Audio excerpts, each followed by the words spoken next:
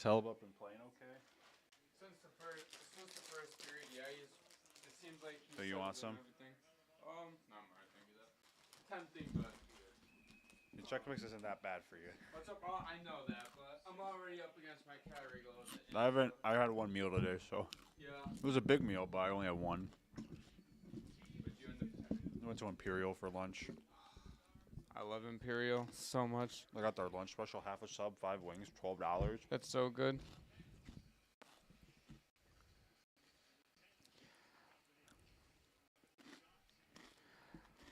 All right, dude, I'm so excited the playoffs are back. Like, legitimately, I don't think I've ever been this excited for hockey since the first game of the season. I think the last time I was this excited for hockey was Game 7 in the Stanley Cup Final last year. I was really hyped for that game. And that game turned out to be incredible as it is. Oh, yeah. Oops, I did not mean to go to. That's the first time I ever went out to a bar to watch a sports game. Which bar did you go to? One in Florida. Oh, I forgot you were in Florida for the week of it. Yeah, I could have watched it at home. I was like, fuck it. Like, I'm like an hour outside of Miami, like where the Panthers play. I was like, there's probably be a bunch of Panther fans there, and there were a decent amount. Yeah. Was it packed at all? Wasn't as busy as I thought it would be. I thought it was going to be packed, but it's Florida. A lot of people live there. I still don't know how popular hockey is. If I was in Miami, I'd expect it to be packed, but like I was in Orlando, so yeah, that's fair. A lot of tourists there, so. I mean, Orlando's a nice city, though. I would never live there. You wouldn't? No. Why? Everything's a tourist trap. Everything's so expensive. Well, it is the. Because you got so many people that go to Disney and Universal. Like, it's great. Have you ever been to either or? Yeah, I was there last summer. Okay. I went to Universal. Oh, Universal was fun. It's just expensive. Yeah. There's this like Jurassic Park ride. It was fucking amazing. I've been to Disney World a few times. It's incredible. I went to Disney World like I want to say like 2019. I was there for like literally a day, and then I flew back home. I went to Disney in Tokyo though, and that was really cool. That does sound great. Yeah. And it was like a quarter of the price of United States tickets. Like it was like $30 to get in. Really? Yeah. And it was busy, but we got to go on everything.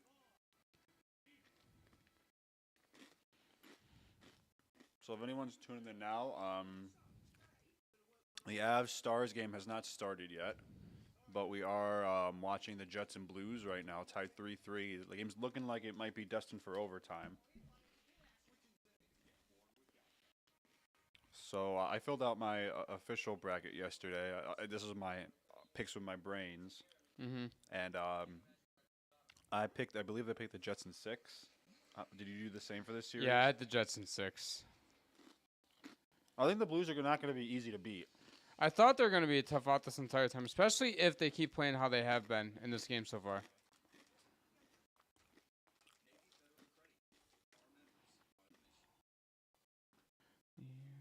Yeah, I think the only playoff series I really don't think is going to be super competitive is Montreal and Washington.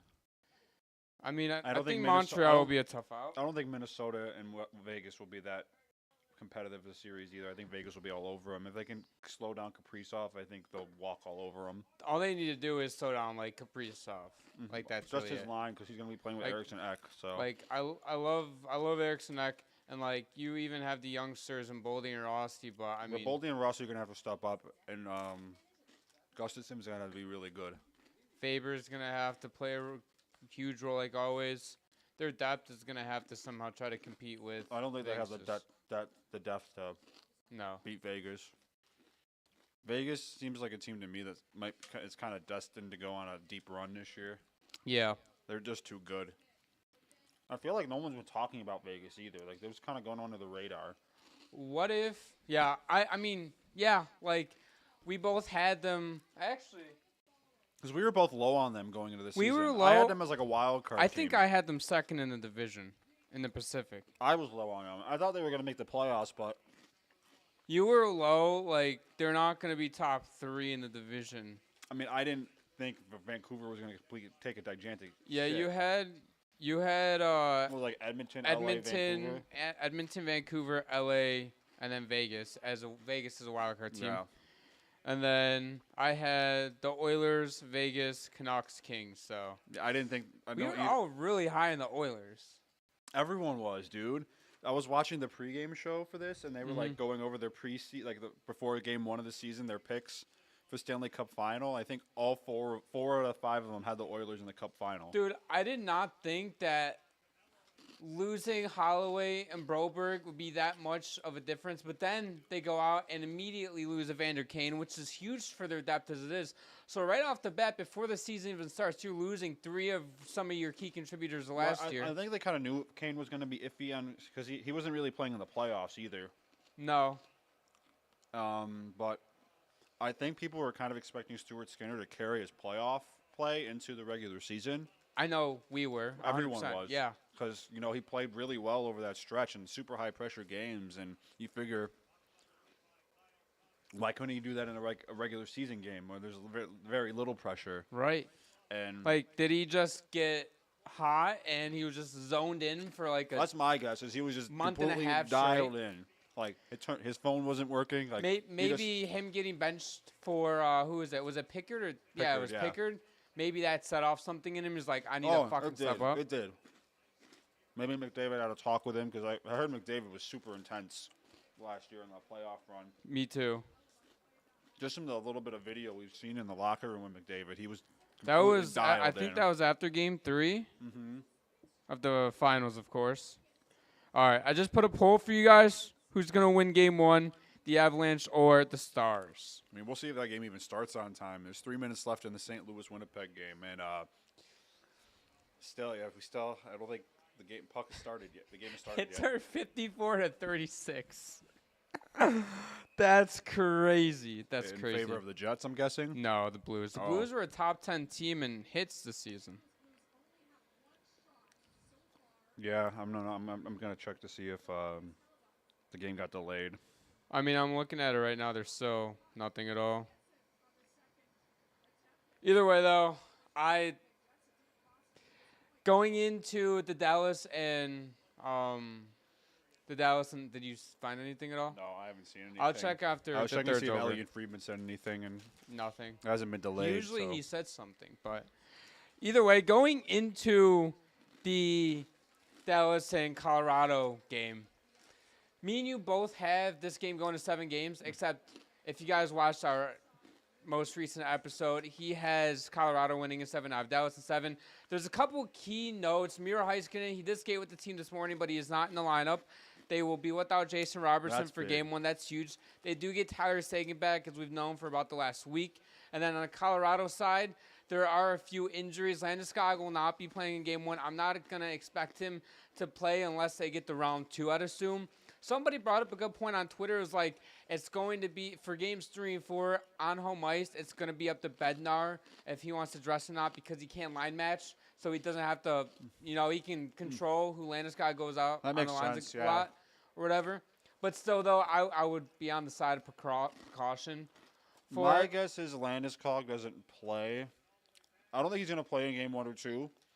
Mm-hmm. I would say if they go back to Colorado up 2-0, I think maybe he plays in Game 3. Or if they up 3-1, he plays in Game 5. Just a little bit of a lower pressure game. Yeah. You're not he's not dressing first game, Game 7. We're hey, your first NHL game in almost 3 years, Game 7. Good luck, buddy. That would not happen. But I think, Game 1, Round 2 sounds like a good place to start. I would set that as my point of first return game. Oh, of course. Kyle Connor, 1:36 left to go, and the Jets have taken the lead. The fucking Winnipeg Jets. What a clutch goal. That man is one of the most underrated players in the league.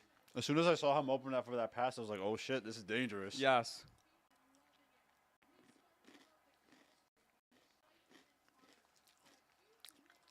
Yeah, that was a set play. Yeah, that was a set play. Really nice design. Bennington could have got that. That pass looked like it was in slow motion, but that what a shot. Yeah. was a fucking rocket. That was a really nice set play, though, off the face-off. That was. Yeah. Dude, fucking Winnipeg has some of the best playoff atmospheres in the entire league. I remember stuff came out when before last season, before Hellebuck's and Scheifele matching extensions, they were like, is Winnipeg gonna end up rebuild? If so, Hellebuck didn't want to be a part of it. Scheifele didn't want to be a part of it, and everybody's talking about Winnipeg for being so good does not sell out regular season games, but for the fucking postseason, this team has one of the best atmospheres in the league with the whiteout. They sell out every postseason game. It's electric. So, yeah, they did push puck drop back for Dallas and Colorado to 8:55. Okay. So, it doesn't look like this game's going to go to overtime. Let's see if St. Louis has any answers. Now, part of the reason why Winnipeg, I think, has a tough time selling out during the regular season is tickets are expensive, and Winnipeg's, I think, the smallest market in the league, and not a ton of people live there. It's just expensive. Yeah. I'm pretty sure it's and it's... That's all she wrote. Empty net goal for the Jets, it's and iced. They are going to take game one. Ice, baby. Good game, though. It was a great game. This is what a playoff game should be. It was tight checking. Whether it was 5-3 or whether it was 2-1, this game was electric. And this game was bringing memories back of Game 1 against Winnipeg and Avalanche in Round 1 last year. This was a little less... It calmed down after the first period. Yeah, after the first, it was looking like it. But the second period was very tone, and the third period was electric. It really was.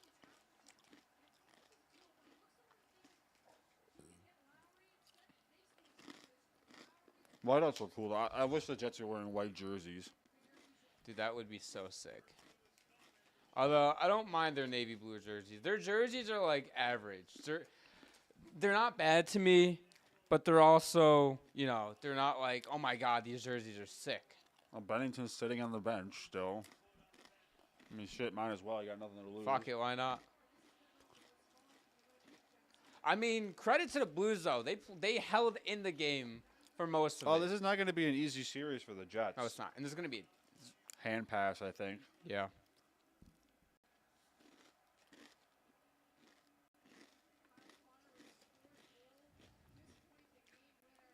Is there still no timetable on when Holloway might be coming back? No, it's still week to week.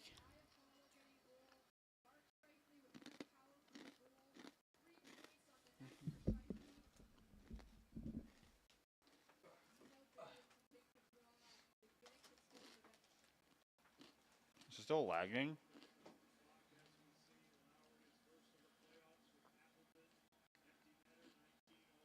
Is the camera lagging? No, not the camera, the stream. Oh.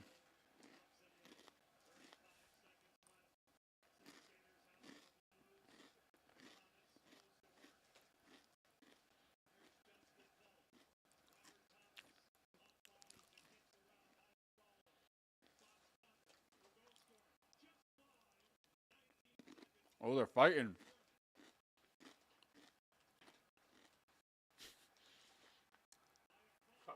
This is why I love the playoffs, man. 18 seconds left, 5-3 game, and these boys are... You gotta set the tone for game 2. These teams have been going at it all series. All series like it's fucking... Yeah, all the first 60 minutes of the series, yeah.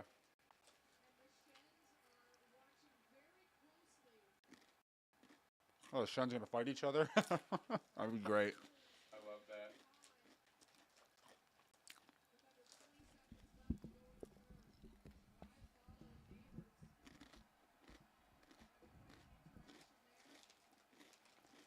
That's gonna be tough for the parents. Who do you cheer for? Luke or Braden? Fuck it, both. I mean, but Luke, Braden shines on the Blues, right? Yeah. He's won a cup. Luke is not. That's true.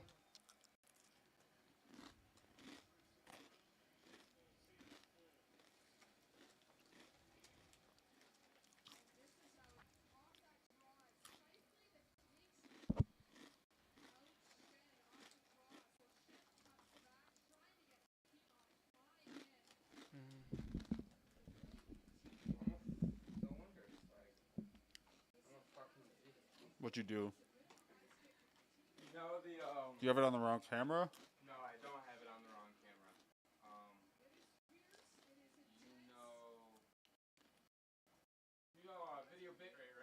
Oh. Instead of 6,000, like I should have it. It was on 60,000.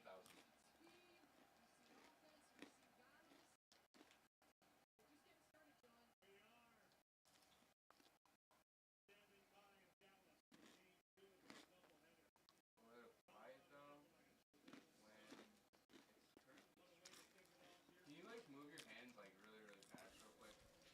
It should look fine on that. On the stream, it's where you're gonna see if it's fucked up.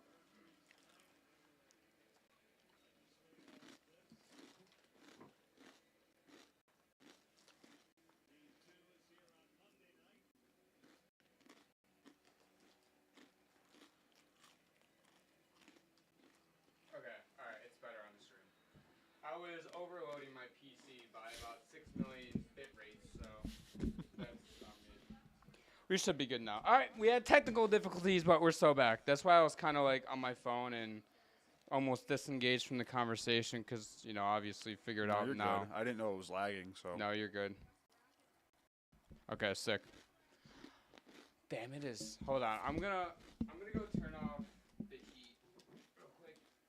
Okay, is it warm or something? I mean, yeah, I'm kind of hot. Okay. Are you? I'm comfortable.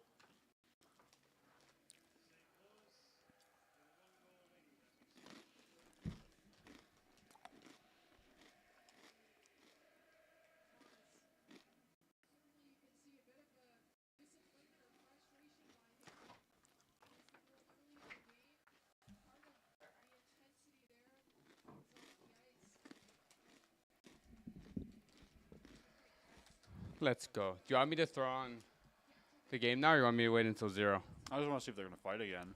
Where's my phone?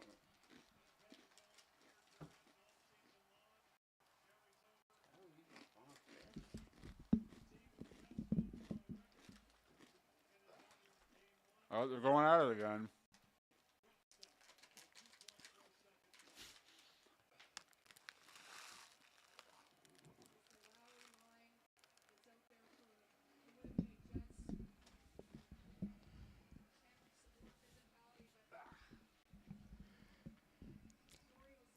All right. Let's get this shit underway. Winnipeg takes a 2-1 series lead over St. Louis. The game's not over yet. 2.4. They Shut might the drop fuck up. They might drop the gloves again, though. Hey, you know what? It's a good point. Well, they're just throwing everybody out of the game right now. I mean, it makes sense, though.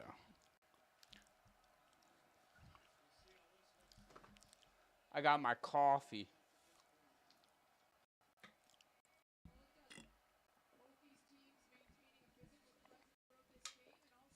I'm not going to lie. I think this series, Winnipeg and St. Louis, is going to be fun to watch the rest of the way. St. Louis might take game 2. We'll see, though. We'll see, though. I think if they go down 2-0, they're done. Especially a team like Winnipeg that's been playing from you gotta steal in front one. of everybody. You got to steal one on the road. Mm-hmm.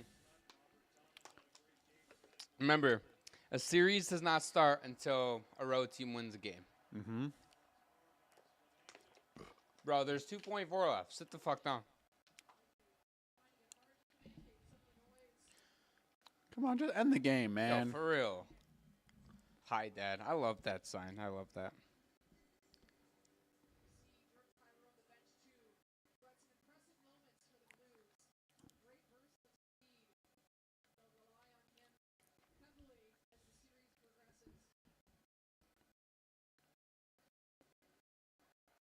And that's game 1.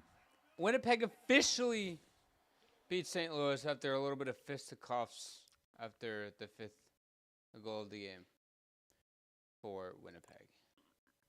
Now we're on to the main event of the stream.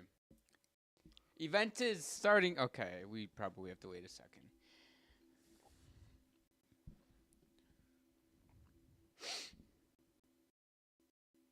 Landeskog is not playing tonight. Correct, yes. It was just official now. So. Oh, it was official earlier. Okay, well, I just saw it. So. Oh, okay. Do you want to be the guy to get up and change the stuff and everything? Or do you want to do that? I mean, the game still hasn't started yet. So. Well, I know, but I'm just saying, like, in general. Yeah, that's fine. Okay. So we have 2.5 minutes till puck drop. Give me your prediction, Preston. Avs 5-3. You know what? I picked Dallas to win the series. I think I'm gonna go Avs here. I think no Heiskanen and no Robertson is a little Kills too them. much. Unless you have somebody from Dallas that steps up in a big way and Mikko takes Rantanen? over. What if Mikko goes off? He gets a couple goals against his old team. It's got to be so weird for him, though. I think it's got to be weird for him even being on Dallas. But it's got to be even weirder that he started off in Colorado, not thinking he was going to get traded. Gets traded to Carolina, then he gets traded to Dallas. Now you have to play your old team in the first round of the playoffs. Imagine getting traded to Dallas and you're like, you're obviously taking it all in. You're in the same division as Colorado, but you're not really thinking about it. But as it gets closer, you're like, I might end up facing Colorado in the first round of the playoffs.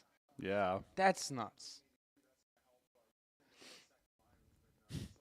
I was watching Chicklets podcast today. Oh, Yeah. my God. You got to listen to the part where they're talking about the Leafs and Sens. Why? Biz is so funny. He's such a homer, man. He's just talking so much I shit love about it. the Sens. I fucking love it. Is he saying, like, the Leafs are going to sweep him and the I think he's Sens are... saying, like, Leafs in 5 or something like That's that. nuts. Leafs in 5 is crazy. Dude, when I ended up posting stuff about the Capitals beating the Canadiens and saying how the Sens also have a chance. First off, somebody went in our comment section on Instagram when we were talking about the Sens could have a shot if Allmark gets hot. And they're like, you guys are fucking nuts. You don't know puck. Leafs in 6. I'm like, I don't know, listening to that, if we ever said that we have the Sens winning, because we clearly didn't. We clearly didn't. Because I still think the Leafs are going to win in 6 games. I also think the Leafs are going to win in 6 games. I think we both picked Leafs in 6. We did pick the Leafs in The 6. Leafs are the better team. They are. This is their best shot to at least But get to Eastern Linus Conference Finals. Allmark is a Vezina-winning goaltender, and if he plays well enough, he could steal the Sens some games. Yes, he will. He has to, or the Sens have no chance. I like the Leafs' depth over it. I like their blue line over the Well, Sens this blue is the line. Leafs series to lose. It is. So we'll see how it goes. But Biz is absolute beauty. He is funny as fuck, though. I mean, he's a media talent. He has to generate clicks somehow for his brand. For his Yeah, they only have the personal most popular hockey podcast, Yeah. so Yeah. they need more clicks, right? Of course. Well, they got Eddie O tonight. Where's Jonesy? Come on. Not gonna lie, I kind of love this broadcasting crew, though. Well, this is like TNT's like number 1 team. Yeah. Who's their number 2 team who did the Jets game? I have no idea. Yeah, I have no idea.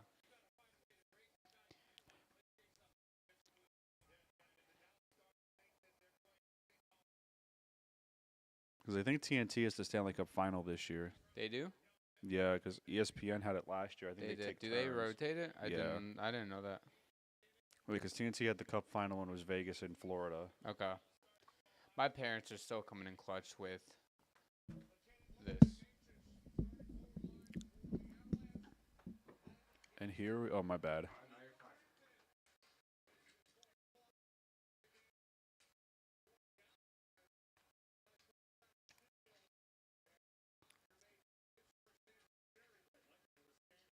Man, I hate those Stars jerseys. Well, you should be wearing your Wyatt Johnston jersey. Why aren't you wearing your jersey that you paid a lot of money for? I'm not a fan of the Stars. Put it on, man. No, it's hot as hell.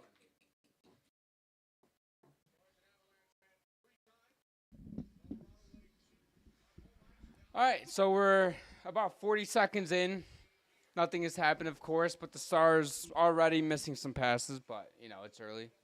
Yeah, there's going to be a feeling out process. I didn't mean to be negative there. I'm so sorry, Stars fans. I'm so sorry. Usually, the first little bit of game 1 is just a feeling out process. Get a feel for how the pace of the game is going to go. Ooh, I forgot to put the link.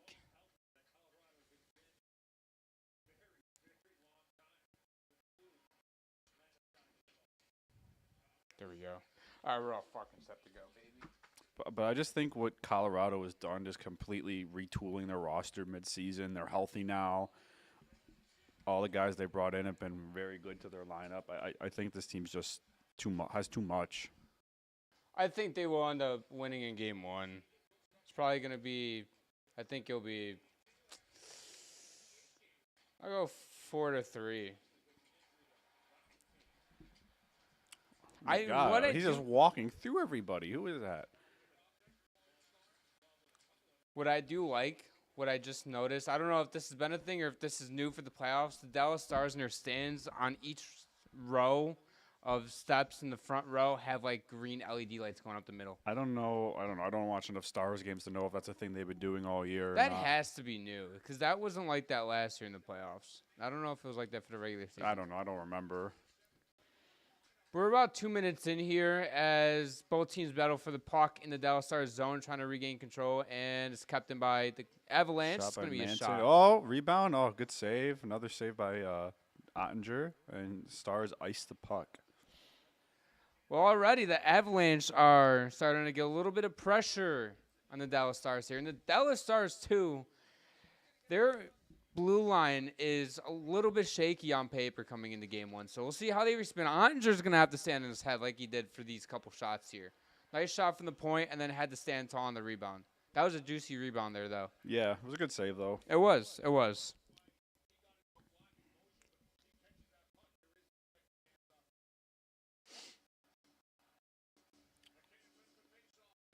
Oh, that was a good block. What a block. That was a great block.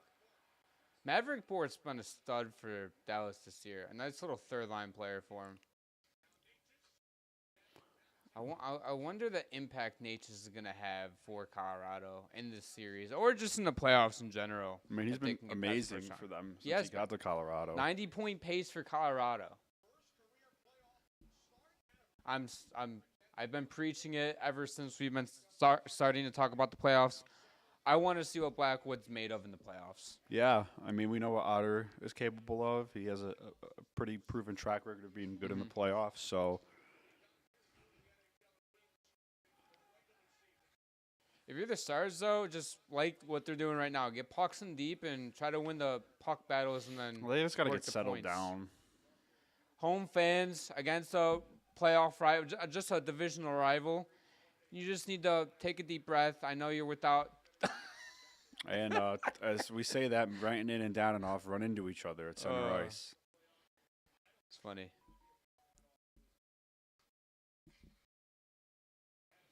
I don't know, though. I just think this Colorado team has so much of everything. Like, I don't think there's really much Dallas could throw at them that will really phase them. I think at this point, Dallas just has to be the more grittier team. Nice pass. Big save by Blackwood. That was a great save. Great chance, too, by Dallas. And that's the type of stuff that Dallas needs if they want to have a chance in game one. Yeah, that was just a fast break. It was Hinson Johnston? Yeah.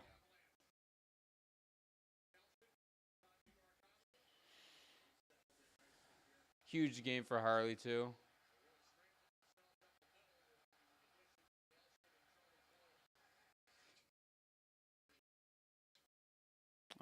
Ooh. Yeah, it looks like he took down Cale McCarr down low, and they're going to get him for that. That is going to be an Avs power play, but at the end of the play, though. Dallas is trying to draw the coincidental there. Well, also, Colorado, you got to stay cool and not push back. One of their guys also kind of took a check right to the numbers on the board, so that's also part of it, too. Yeah, but that's Dallas just trying to get Colorado to retaliate. Oh, of course. Yeah, that's a trip. Yeah, he stuck his stick right in front of his legs. Not a huge fan of that right there on Duchesne. Personally, I think that should be a call as well, but they didn't call it.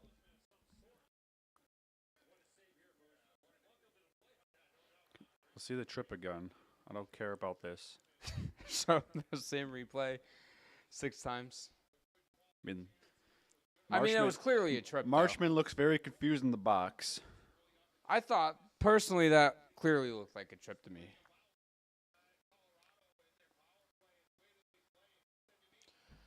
So an early power play here for Colorado, about 4 minutes into the first period. Colorado's power play this season, 24.8%, ranked 9th in the league. But Dallas's penalty kill, 82% even, 5th in the league. Possible and Dallas odd man rush. is getting a shorthanded chance here. Good defensive stick there by, I think, Josh Manson.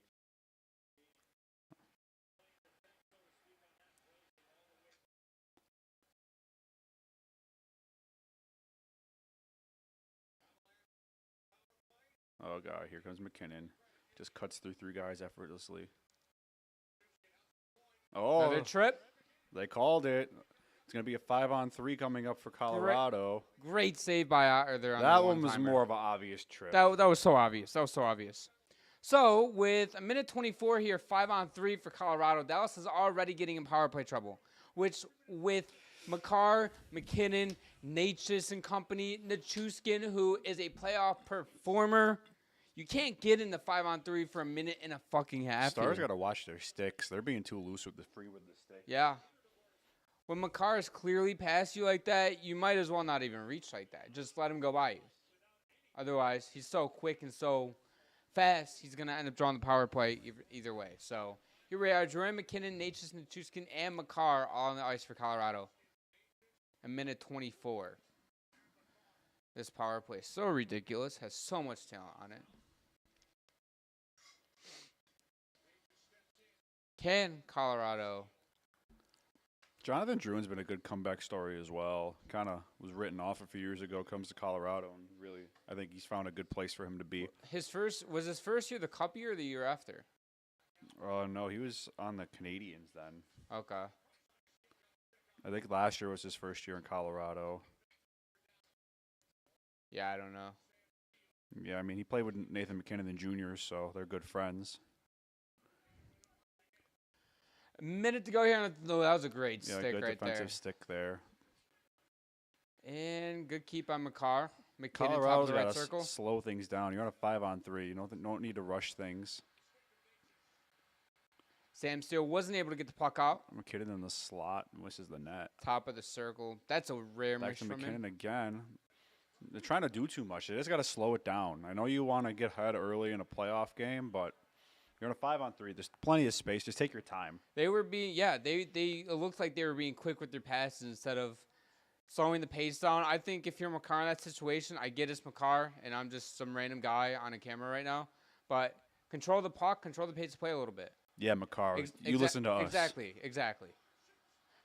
Einger's standing on his head right now. That wasn't a great shot. No, not that shot, but I'm saying in general. This is fucking full pressure type shit. I mean, good defense in front of him.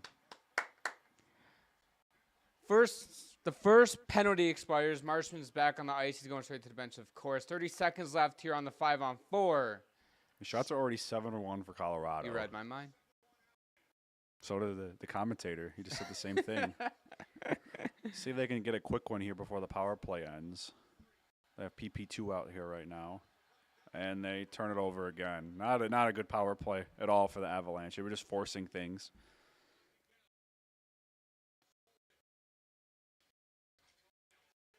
Way to knock him down. Great penalty kill by Dallas. Colorado, that was not a great power play. The game. They're on their feet already in that arena. Jeez. I mean, yeah, fucking playoff hockey, huge kill. Dallas ices it here with 13:08 to go in the first. But again, great kill. Colorado had a couple good opportunities, but Dallas just, I mean, that was a good save there on Oettinger on McKinnon in the slot. Right there, that should have been a 1-team, in my opinion. I don't think he was scoring there anyway. Well, yeah, but got it's over much right away. better than the pass there and the two defenders. Oh, look at that saucer pass. That was almost disgusting. That was. Go Stars. Hopper, welcome in here. Appreciate you being here. Remember you from Four Nations live streams. Thank you.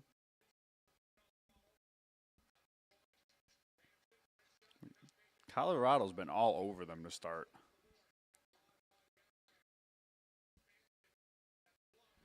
Good play by Oettinger. Glove it. Stop play. Yeah, Dallas needs to settle down. Going to a TV timeout already. Good pace, though, so far. First period. I mean, I'm expecting fireworks in this entire series. Game 1's been a great start to it so far.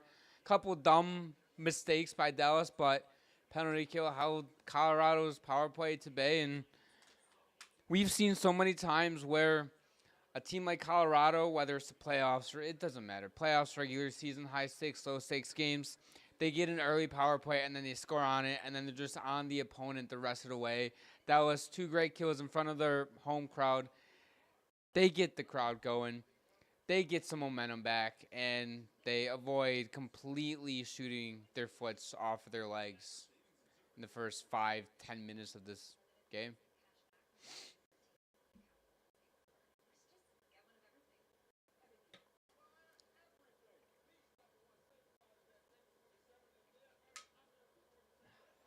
Let's see how LeBron's doing. Glazer, for real, for real. Are you gonna watch any of the NBA playoffs at all, or just kind of follow? Just the Lakers. Yeah. Honestly, I'd be watching that game right now if I wasn't watching this. Where are they playing in the first round? The Timberwolves. Noise.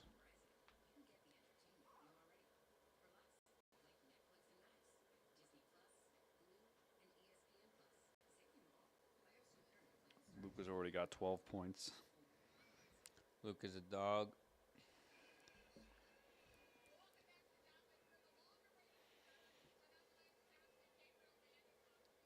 Who the hell are you? I don't know, but she A kind of bad. Shy Vise. That's an interesting name.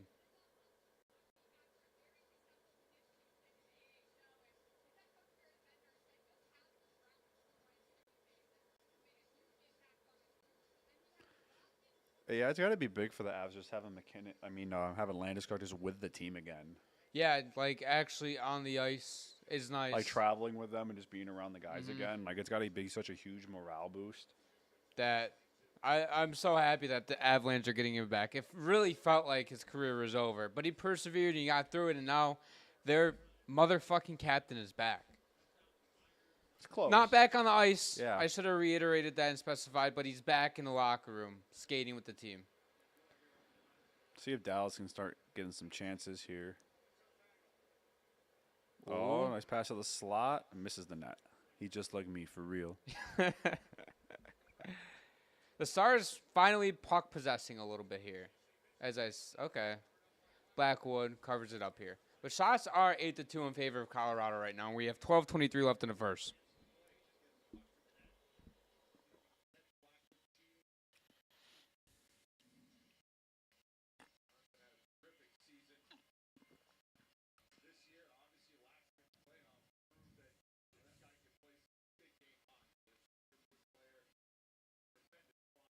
I love it how they spelled playoff game wrong. Unless I'm completely blind on the graphic, but I swear they put the A I don't know. the I Y. didn't see.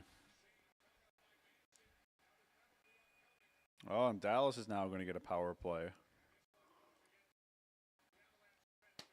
Dallas has a huge shot to take the lead now.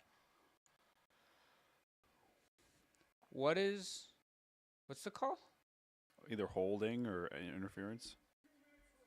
Yeah. Josh Manson's going to the box. 2 minutes for holding here, fellas. Yeah, he was holding up Duchesne on the wall. Yeah, he got his arm wrapped around him. Easy call. That's such an easy call for the ref.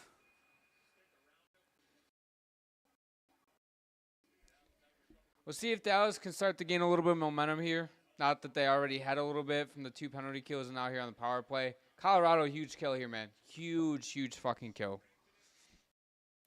To see Miko on the PP1, of course, against his old team. The Avs fire that puck down the ice immediately. Colorado's PK 12th in the league, and Dallas' power play 17th in the league in the regular season. Good entry. This is really they're gonna miss Robertson and Heiskanen is on that power play. Oh, miss him dearly.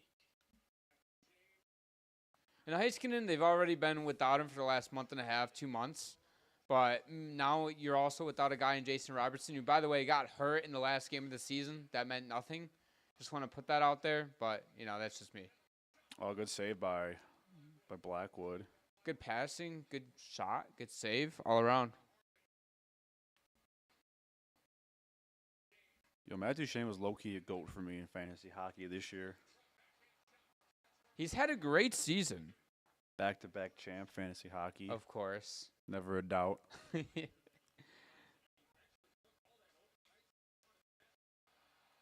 Rough. I auto-drafted that team as well. Which team? Which team are you talking about? The one in the Nate's league. Does anybody know that league is still like a thing? I don't know. I do. That's why I won. Oh.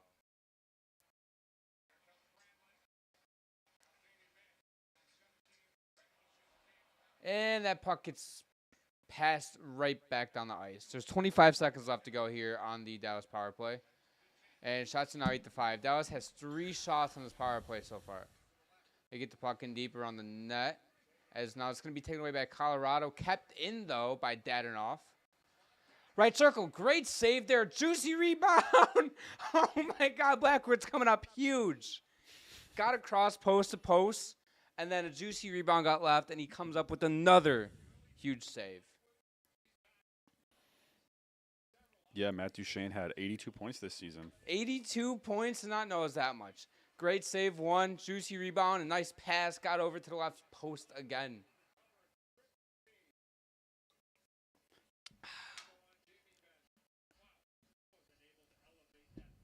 Duchene's a very underrated guy. He's been such a good fit for the Stars. And the fact that they're only bringing him back on a 1-year deal again. Did he sign another extension? No, not for next season, but I'm saying over the offseason. Yeah, I mean, he's like 35 years old now. Well, so. yeah, of course. I said of course, like, it's whatever. I think he'll be back in Dallas again next year, too. Yeah. Like, I think it's just a good fit. I think they'll keep doing it on a year-by-year basis. Yeah, just keep doing a 1-year deal. So Dallas was not able to capitalize on the power play, but they had a few good opportunities. The PK coming up big for Colorado, of course. So now we're back to 5-on-5 hockey as Colorado now looks to break it out. We're about halfway through the first period. Shots It's been are a now good tied at period 8. so far. It's been a fast-paced period. McCarr with a great opportunity there from the top of the slot. If I'm on the Stars and I see like McKinnon or McCarr like loading up in the slot, I'm like shitting my pants. Like, Imagine fuck. being Jake Ottinger, seeing one of those guys come to the top of the circles like that, right in the middle of the slot, and just winds up for one, an absolute snapshot. But you're an NHL goalie for a reason. They're not phased. I don't even know when the Flames going that fast. I don't even really know who's shooting. No, they don't. Maybe at a power play, they know like, okay, I know McKinnon likes to shoot from there or something like that. They're also kind of aware of like who's where, like in certain type of situations. Like you always know McCarr is going to be at the top of the point. There might be a certain player that's always below the goal line, or maybe is always a bumper guy, or maybe you'll have 2 guys that rotate between. So like you'll know that, but like I get it. Like 5-on-5 even strength. Especially on an entry and stuff, you're just worried about where the puck is and being in position. Yeah, because goalies aren't ever really even looking at the players; they're just looking at the puck. Yes, go Stars. Okay, we have some Stars fans in here, but yeah, going back to your point, like even as a player too, like if you're defending a guy 1-on-1, you'll know who it is or whatever. But like especially like on an entry, for example, like a lot of these guys are so worried about just being in position, they don't really know who has the puck. Or I think Nathan McKinnon is a special exception. Like I think there's a few players like you give extra special attention to. You always have to be aware of where they are on the ice. Because with guys like that, like you get assignments. Like okay, you're covering McKinnon tonight. Yeah. Like they might just do this on a team by team basis, but I know especially in the playoffs, not only line matching but also player matching too. Like you always see. Like in the Stanley Cup Finals, we always saw when Florida was on home ice, Barkov was on the ice with McDavid. Like there's that type of situation too. You can go down to the nitty gritty like that. I didn't know San Jose made the Cup Finals in 2015. Well, that would have been the 15-16 season. They made the playoff. They made the Stanley Cup Final in 2017. That said was San Jose in 2015 too. But that was Tampa Bay and Chicago in 2015. No, it was either 2016 because it was when they made it with the Penguins. It was 2016, yeah, because Penguins went back to back in 2016, 27. It was the 2016 Cup final. Yeah, I was pulling for them. I wanted them to win. I wanted Jumbo Joe and Patrick Marleau to get a cup. Unfortunately, did not get it. Yeah. Can't watch this game, so thanks for you guys for doing this. Of course. I'm on no cap. Just like last year, I'm probably going to end up doing as much Dallas Stars games as humanly possible. But also, I mean, you look at a lot of these first-round matchups. We'll get into a little bit more in that first intermission. Like, they're all very entertaining for the most part. I think this is the best matchup by far. This one, yeah. I think the Battle of Florida is going to be really good too. It depends how healthy the Panthers are. I think that's going to be their biggest Achilles heel. It's just And we'll see health as a team. And we'll see if playoff Bob shows up. I mean, the Panthers need him to. He's been mediocre this season. I mean, that's how it's been the last few years. Though he turns it on in the playoffs. I mean, last season he was pretty solid in the regular season, but the year before, like when they first made it to the Cup Finals, he didn't even. No, he didn't. He didn't even start in the first few games. Yeah. Lyon got them to the playoffs. Yeah. And even then, like he started that season. I remember when people were questioning, like, this dude's not even worth $6 million, and he's making 10. Yeah. And then, of course, the playoffs happened. He's been solid since then. But, again, we'll see. 8:40 to go here in the first period. Shots are 10-8 in favor of Colorado. Face-off is in the Dallas Stars' defensive zone. Not offensive, defensive. So right now on the poll, we have 50-50 in favor of the Avalanche and the Stars. That sounds just about how all the picks for this series have been. I mean, nobody knows who's going to win the series. It's all 50 or like 42, not 42, 52, 48. It's been all over the place. This still pisses me off. This is a first round matchup. And you have some matchups too in the playoffs that even with the 1 through 8, they would match up. A lot of the matchups do, but there's some matchups like this one to be exact. Both of these teams are top 5 in the entire NHL. Like, this should not be a first round matchup, in my opinion, of course. Let's just look and see what those matchups would be.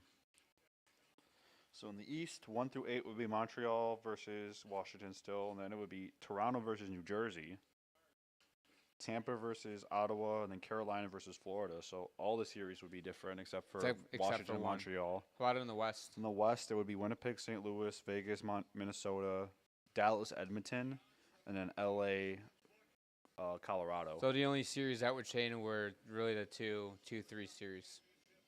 Yeah, so Dallas would host Edmonton and LA would host Colorado.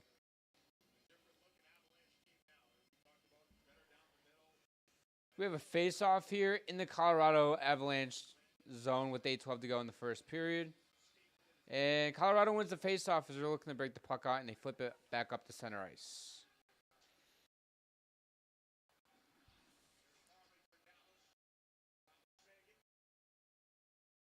If you're a Dallas fan, man, it's so nice to see Tyler Seguin back on the ice for you guys in an actual, meaningful hockey game for the first time since November. It was a great play by Harley on McKinnon.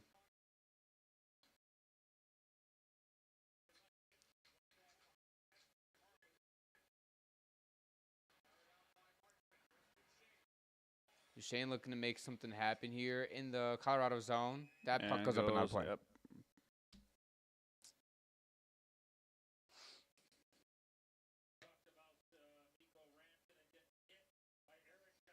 Sabres legend Eric Johnson.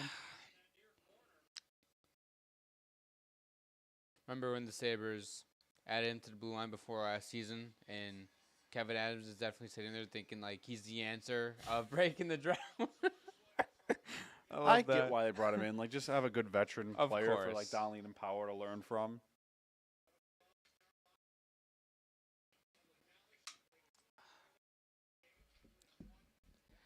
This game right now is going exactly how I thought it would be. Tight checking. You have a few chances, but obviously the pace of play is going to change throughout the game as the teams, skate a little bit more.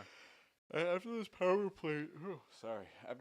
plays, it's kind of been very tight. Not really teams getting anybody really any open ice. That's the thing about the playoffs is teams play so much more cautiously, and things are so tight. Wait for the other team to make a mistake themselves instead of trying to force something that's not there, and then you're the one that makes also super aggressive. You want to be the one driving play. Look, see how physical this has been. You're never this physical in a regular season game. No, you're not. Colorado's finishing every hit they can finish. Both teams in their own zone. They're on the puck. 2 guys, 3 guys on the forecheck at all times. I mean, look at that back check by Brock Nelson. By the way, great addition to the Colorado Avalanche lineup at the deadline.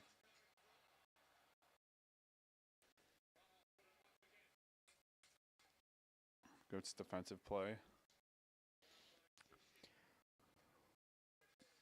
The Sharks shouldn't have let loose of Blackwood, great asset for the Avalanche. Yeah, he's been a great asset for the Avalanche. I mean, I get why they traded him. I mean, he wasn't really doing any good for them down there. Their objective is not to win right now. And then, who's that goalie they traded for from Nashville? Askarov? Yeah, it clears the way for Askarov to be the starter. Yeah, oh yeah, for sure. And he fits their plan, too. They don't need a goaltender to help them win now. They need a goaltender to help them win in a couple years from now. Yep. I know San Jose was really bad this year, but Celebrini and Will Smith are going to be really good. Yes, and Sam Dickinson. Yeah. And I want to, at the intermission, we can get into a little bit about Mike Greer saying that he's open to trading the first overall pick. Unless we just get into it now. I feel like you kind of have to take Schaefer. Right? I mean, you can have a chance to get a number one defenseman in the draft. You already have a number one center in Celebrini. You have Will Smith. You have your top 6 all lined up. You have your forward group. Like, imagine you have Schaefer and Dickinson as your top 2 guys on your blue and then you line. have Celebrini and Will Smith. Like, that's really good. And they still have a bunch of other young. They still have Eklund too. Yes, who's really good. Like, they have a lot of good young players. They just need to start putting it together and really invest in the defense. Really invest in the defense. Yes, they do. And if Mike Greer's been playing his cards right, when he was blowing stuff up, I'm not gonna lie, I was sitting here saying, "What the fuck are you doing?" Because he was cap dumping everybody. He didn't care as much for the return as what some people around the media. I mean, cared. he knew with some of those, like Eric Carlson. I thought he got a very good return. Great return. Then you get Granlund, and he was good for them. And then you flip into Dallas, you get a first round pick for Granlund. And I think that's a good trade for both teams. I don't know what they traded Fabian Zetterlund to the Ottawa Senators. I didn't like that one. I didn't either. The Timo Meier one at the time, I was like, "What are you doing?" But now looking back at it, a couple years later, it's like, you know what? That's not as bad. Yeah, but like I said, the Hurdle one doesn't make a ton of sense to me either. No, but I mean, again, a lot of these are cap dumps too, and plus the Timo Meier one, knowing you weren't going to pay. The Hurdle's like, I don't think he's going to be over the hill anytime soon. He's been really good in Vegas. I mean, also like he. I don't even know where I'm going with this. I really don't. I don't know. Hurdle in Vegas. I mean, I feel like anybody in Vegas would. You know, I mean, Hurdle's good in San Jose though. Like Hurdle was never a bad player. Yeah, of course he was phenomenal for them. And I mean, even at the time too, he was just on his either his first or second year of an 8-year deal. Yeah, I think he has like 5 years left or something like that. So maybe that was Greer just saying, "Listen, we're not going to be." Yeah, it's a way to get out of the contract. Like the same thing with Eric Carlson. Cap dumps for both of them and being like, you know what, we're not going to win. We'll ship you guys off. Oh, I think he got an extremely good return for Eric Carlson. Getting what did he get? A first round pick back from him too? And Granlund and a few other guys, and it was like a 3-team trade. But yeah, they made out of the best out of it, and they get out of that contract. Yeah. 5:13 to go here in the first period. Face off to the right of Mackenzie Blackwood. Face-offs are 11-5 in favor of the Colorado Avalanche. So 0-0 game, as you guys can see from the scorebook. Just fucking drop the puck. Jesus Christ, boys.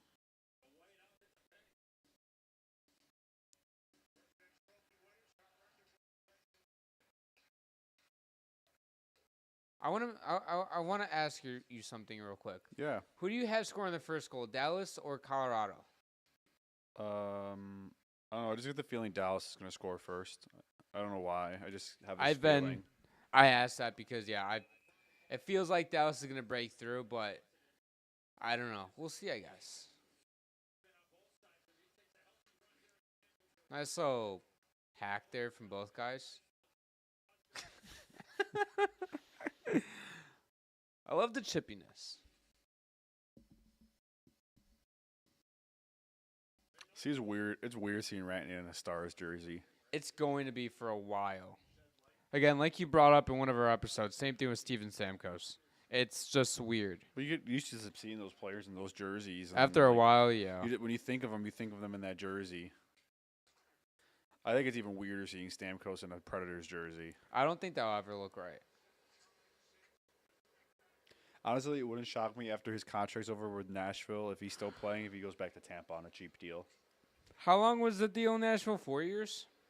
3 or 4, I think. Something like that. Like, if he's still honestly, it wouldn't shock me if in a couple years he gets traded back to Tampa and, like, Nashville eats half the contract. Mm-hmm. I think he'll end up playing for the Lightning again one day unless he retires right after that contract with the Predators. I agree with you.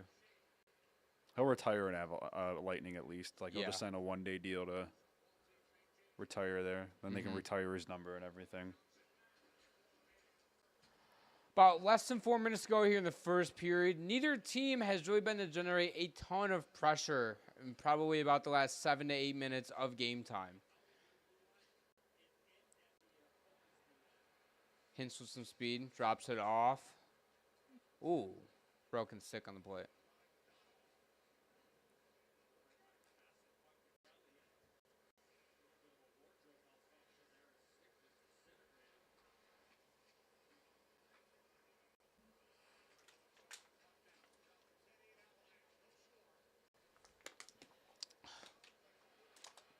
Oh.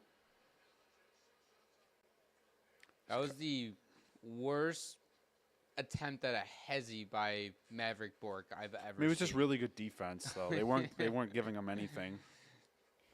Both teams are doing good each other, like boxing each other out of the middle of the ice. I mean, this is what you expect from two elite yeah. Stanley Cup contenders. You know, great defense, and then because we saw a lot of this too in the Vegas series when Dallas played them, and then with Colorado in the second round last year, where I think Colorado would have won that series when Nichushkin didn't get suspended. I think they just killed them.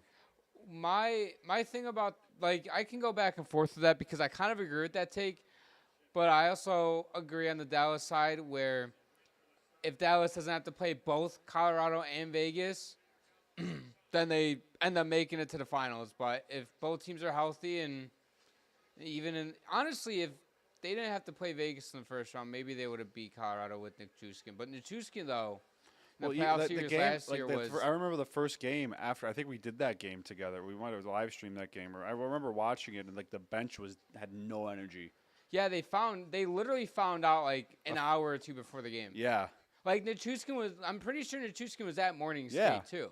Oh, it completely shocked everybody. About less than 2 minutes to go here. We haven't had a shot in about 6 minutes of game time. Colorado looking to do some damage here before the period ends. Nichushkin has the puck in the left circle, back up top to the point.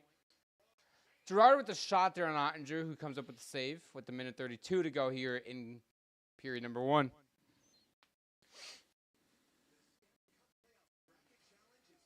How many brackets did you just won? Yeah. Everybody in the chat, give us your guys' Stanley Cup picks right now.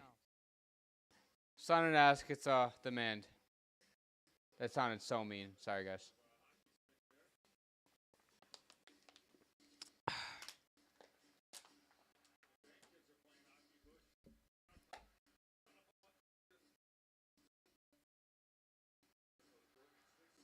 Fucking playoff atmospheres, man, in hockey is it's so electric. I love it. Be nice to experience that one day. That I feel that.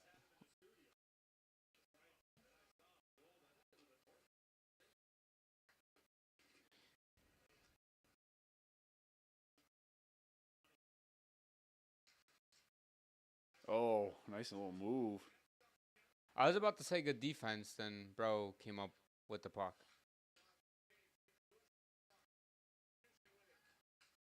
A bad pass. I really thought Makar was about to get that puck when he was cutting across the ice like that. So we're less than a minute left to go here in period number 1. That puck is thrown on in front. Colorado tries to get it out, can't do so successfully. But you just see how Colorado's clearing out, like, the middle of the ice. They're being so well positionally sound, and they're playing very, they're playing very strict and, they're being very disciplined, too. Yeah, that's the word I was looking for. Disciplined.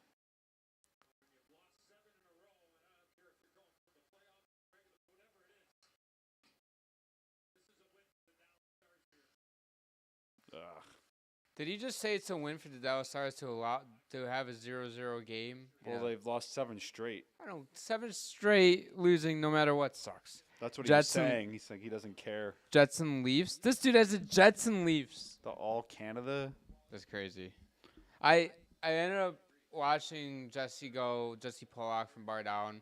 They posted like an episode of him, not an episode, but like a video on YouTube of him going to downtown Toronto like he always does, and put up a sign or whatever, say prove why like the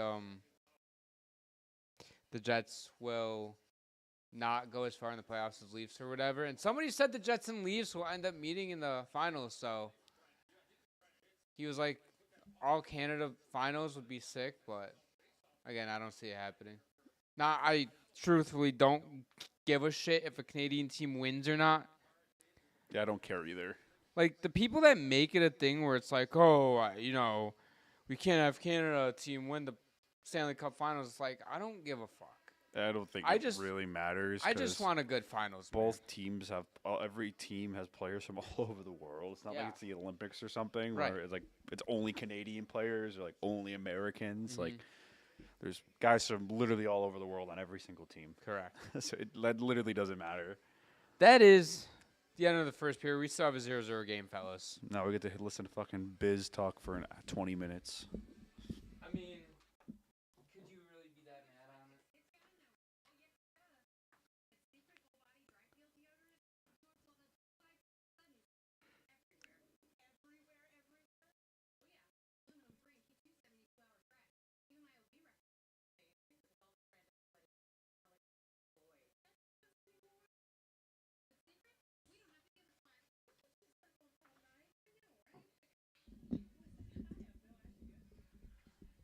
Where be our producer when we need him?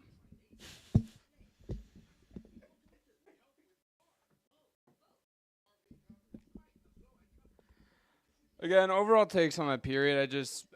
Tight checking. That was not. It got off to a good start. Kind of settled down a little bit. But again, expect that from two teams that are still trying to feel each other out a little bit. They don't want to make that early mistake, especially in a very crucial playoff series. Division rivals, two teams that have Stanley Cup aspirations. But overall, though, I felt like both teams, after like the first 10 minutes of the period, really settled down into the game. They got into it, and they started to play a little bit more looser. But they also played a lot more disciplined, too. They understood, listen, these penalties have to stop. You can't be taking stupid penalties like that. Yeah, no, the teams after Colorado killed off that penalty, both teams started playing much more disciplined. Yeah. I mean, Colorado, they're going to I think what I'm trying to say is killing that penalty for Dallas at 5-on-3 was really big. I mean, I think Colorado's going to kind of regret how they played on that. They were just forcing things, and I don't think Dallas was really putting pressure on them. It was just more Colorado trying to force a play. Maybe it was like, okay, this is our chance to get ahead early, and you know how big a first goal is in a playoff game. Yeah, but they did not take the time to set up things properly. They were forcing shots. I mean, Andrew made a couple good saves on, especially that one of McKinnon in the slot. But yeah, I mean, I think Dallas should be happy to come out of that period tied at 0. Yeah, and it's like Colorado came out of that first period. Even before Dallas took the first penalty, they were controlling pace of play. Mm-hmm. And then those two penalties happened, and I'm sitting here, I'm like, oh no, like Colorado can take the lead here on the power play. And then the 5-on-3 happens. I'm like, you have McCarr, McKinnon, and Natchez alone on the power play one. Like, you're in trouble now. Mm-hmm. And they come away with the kills. Granted, like you said, Colorado, they started to force things a little bit. There were a couple opportunities where it almost felt like the guys in the circles, instead of holding on to the puck and resetting things or working the point again, they tried to force it to the middle of ice, or they tried to force a shot that clearly wasn't there, and then Dallas pounced on it, and they were eventually able to get the puck out. And then after the first puck out, Colorado wasn't really able to settle down there on the power play, and, the penalty got killed. And then you go a couple minutes later to when Colorado ended up taking the penalty. I felt like Dallas got some good chances, but again, same thing. Colorado's penalty kill, they just all collapsed to the slot, and they didn't really let anything in the middle, except there were a couple great opportunities by Dallas when they got into the slot. Blackwood had to come up big in certain situations and was their biggest penalty killer on that. And then ever since that, again, like we mentioned before, both of these teams realize they can't make mistakes and they've settled in. I'd expect here coming into the second period for both teams to try to gain the edge a little bit. They're going to come out flying, but they're also not going to sit here and take that early chance that could lead to a mistake and lead to the goal on the other end. Again, I think these teams will be a little bit more aggressive going into the second, though. I think they're going to continue to be patient. I don't think aggressive by like I'm not talking about like we're pinching at the blue line when you really shouldn't, or jumping up in the play when you shouldn't, or whatever. But I do think aggressiveness, as in you're gonna stay on the pucks. You're going to, I think, pucks deep and pucks on net. I know it's very cliche in the hockey world, but I think that's a key for both teams because you get the puck in deep, you start working the corners, you start working the battles. I think you can eventually get a puck free. Somebody grabs it and then fires it to a guy in the slot, and then they bury it on one of the tendies. I think it's just both teams. I think should just keep doing what they're doing. Discipline, keep things out of the middle, wait for somebody else to make a mistake. I think that's going to really be the difference for most of the games in this series. You have two really good, well-disciplined teams that know their game very well. And they don't really make mistakes, but someone's going to make a mistake eventually. And honestly, I think this is shaping up to be a pretty low-scoring game. And Mackenzie Blackwood, like they're showing a replay there. And that big save he had kind of kept this tied at 0. But yeah, I mean, I thought Colorado for the most part did a really, really good job of keeping Dallas chances low, keeping them on the outside, and that's what we're going to have to hope for. I mean, Dallas has got to get more pressure in front of the net. Maybe get more shots from up high and try to, with traffic in front, try to make Mackenzie Blackwood not be able to see the puck. But what they're doing right now, besides that one scoring chance they had, I wasn't really too impressed. Yeah. Too impressed with both teams or just Dallas? Specifically Dallas's offense. I mean, their offense outside of like a few puck possessions, they weren't really generating a ton of offensive pressure. And when they did get the puck possession, like you said, these goaltending rankings are in. Darcy Kemper at 6 is fucking mind-boggling. This is just the West. Yeah, I know it is. Yeah. That's why it makes it even worse. I mean, I guess it makes sense, but I would put Blackwood down a little bit, and I would put Kemper and Bennington up 1, put Blackwood to 6. And I think Aiden Hill at 2 seems a little iffy, but he's a playoff performer. Yeah, he won a cup, yeah. Yeah. And in last year's playoffs, he did play in last year's playoffs.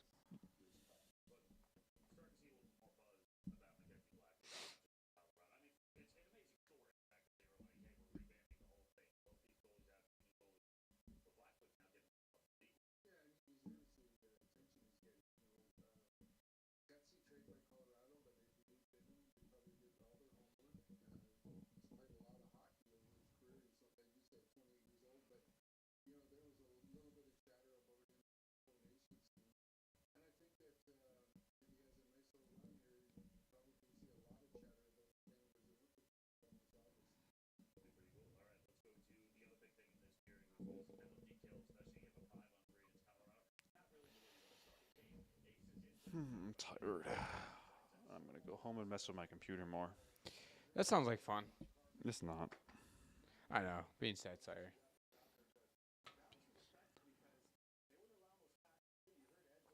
I've been up since 5 o'clock in the morning, and this coffee is currently keeping me fucking juiced. It's been keeping me juiced all day. I've been on nothing but caffeine. How many coffees have you had today? This is my 3rd. Jesus Christ. And it's getting to a point now with caffeine. Well, yes, caffeine, but coffee specifically. I don't have like a drive to do anything unless I'm on caffeine at this point. It's called addiction. I know I'm addicted to caffeine.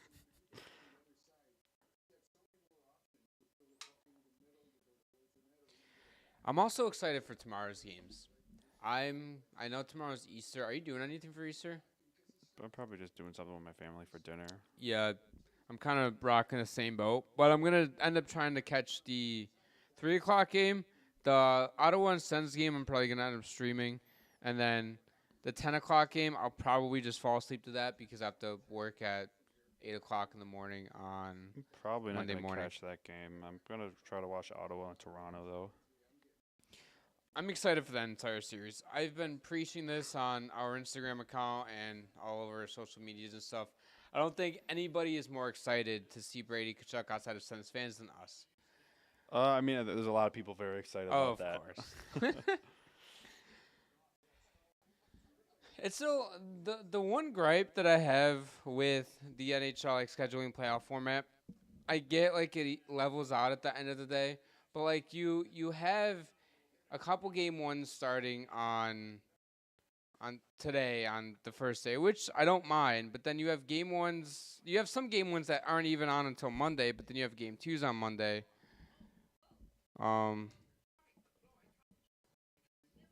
Which I'm not a huge fan of. I've always been the traditionalist of alternated to play 4 games on one day, and then 4 games on the other, and then alternated like that. But I get in between games 2 and 3, and then if you need games 5 to 7, having 2-day rest in between those two, because of course you're going back and forth between cities, makes sense. But you have game 1 of the Canadiens, Capitals, and Oilers and Kings on Monday. But then you have 2 game 2s. I mean, you have game 3 on Wednesday and then a couple game 2s. So I don't know.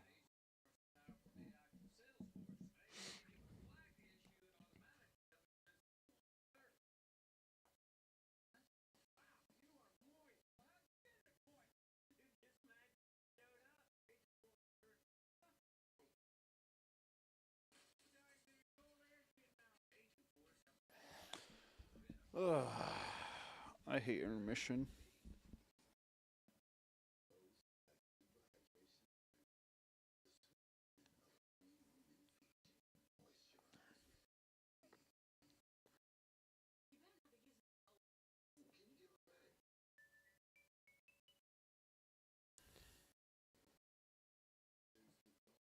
Yeah, Shohei anime commercial? What the hell is this? So, because we're not going to have an episode on, well, not on Sunday, tomorrow actually, the Anaheim Ducks fired Cronin and the Rangers fired Laviolette. Not surprised about either. You've said that you've heard the Anaheim Ducks players hated Cronin, and of course, I'm not shocked by the Laviolette firing because you're the defending President's Trophy winners. You come into the season with cup aspirations. You have a Vezina caliber goaltender, and you don't even make the playoffs at all. Not even as a fucking wild card 2 team in the East. You just flat out miss the playoffs. Yeah, no, they're not very good. Yeah, I think. Yeah, he's a bit of an old school coach. I mean, someone was going to go in New York after that season, and it doesn't sound like they're too keen on firing Chris Drury anytime soon. No, I have heard that the Rangers are gonna kick tires with John Tortorella. Oh my god. Yeah, I think that'd be a mistake.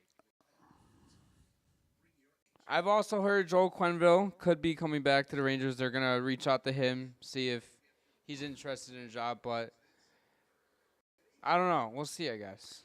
I don't think they need another old school coach. I know they have a bit of an older team, but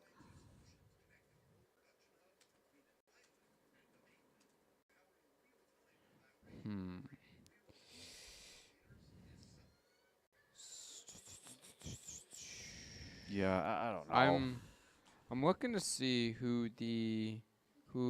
is available for coaches.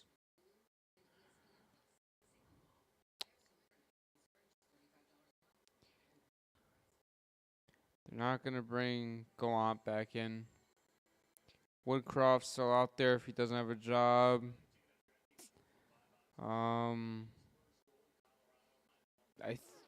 Dave Hackstall is available. Bruce Boudreau if he doesn't have a job. But there's some guys that I think they definitely could bring in. But there's also a lot of guys that are available that it's you know what? They're past their prime. They're old school coaches.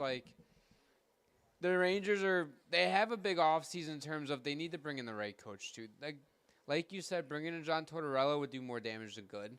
I think they And just need a young guy, take a chance on a new guy.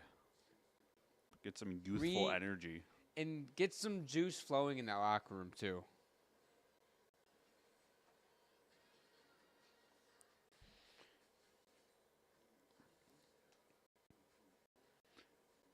I don't know. If I'm a Rangers player, I wouldn't be exactly thrilled about hiring another super old school coach. You'd see that hiring on Twitter, social media, wherever, and you just say, "What the fuck, man?" That's just me, though.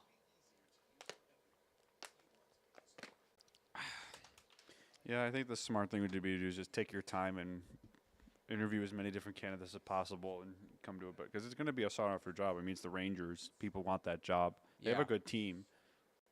Oh, yeah, for sure. The Rangers, on paper, they're not that bad. They're old. They need to get younger. They do. Man, they just traded for JT Miller, who's on a long-term deal. And he's 31.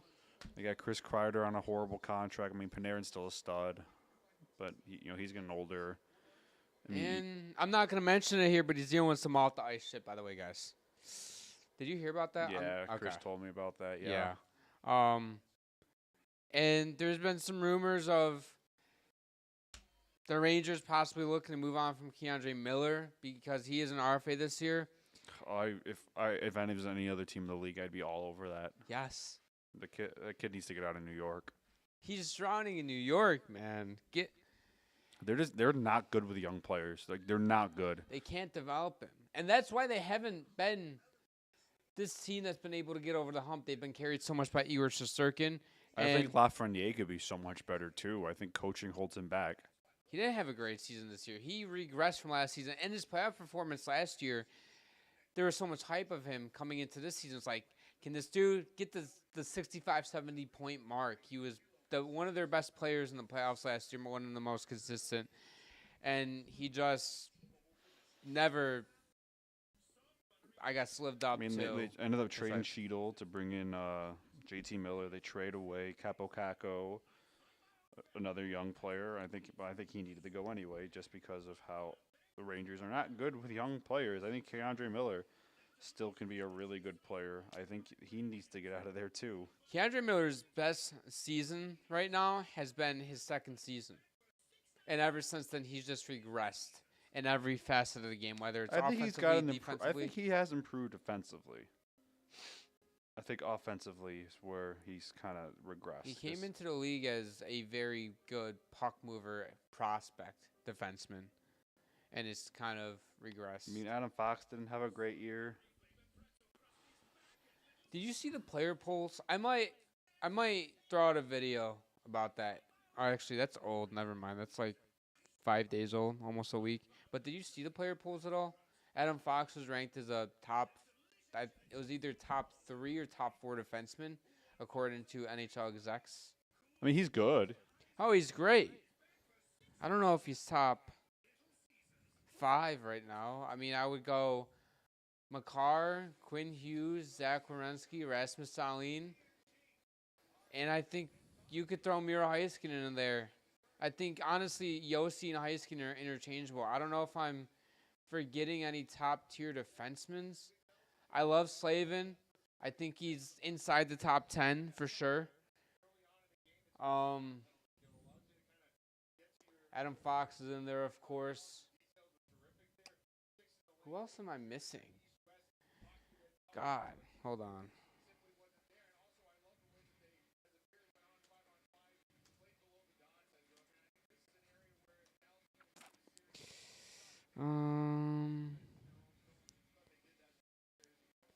Victor Hedman. Yeah, he's still really good. He's great. Looking at I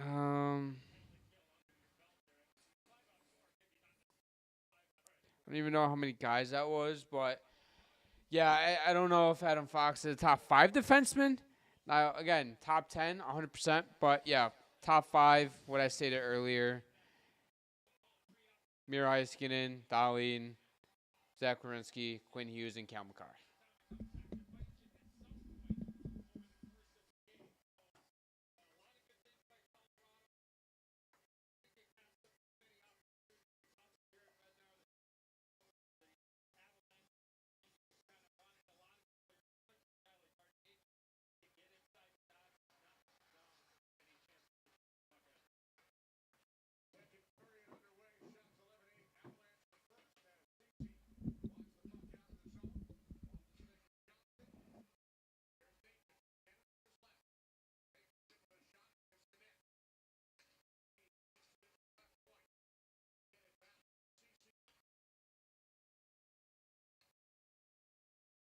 So we're back here for the second period, about 30 seconds into it. Nate just comes to speed, gets it over to Lehkonen here in the zone. He's going to take the shot, gets blocked by a Dallas defender, but Colorado's possessing the puck here. Taves with the shot, just goes wide. Sorry, that was a shot on net and it was held. My bad, folks. End the stream. Get out of here. Hey, man, sideline reporter.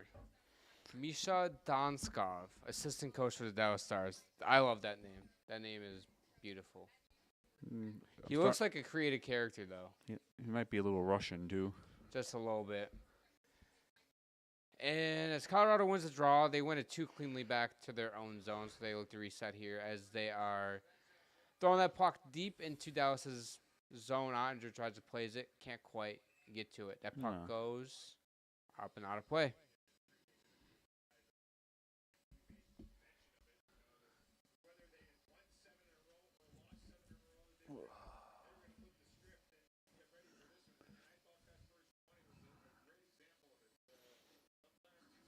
About 59 seconds gone here in the second period. As now you have a face-off to the right of Jake Ottinger.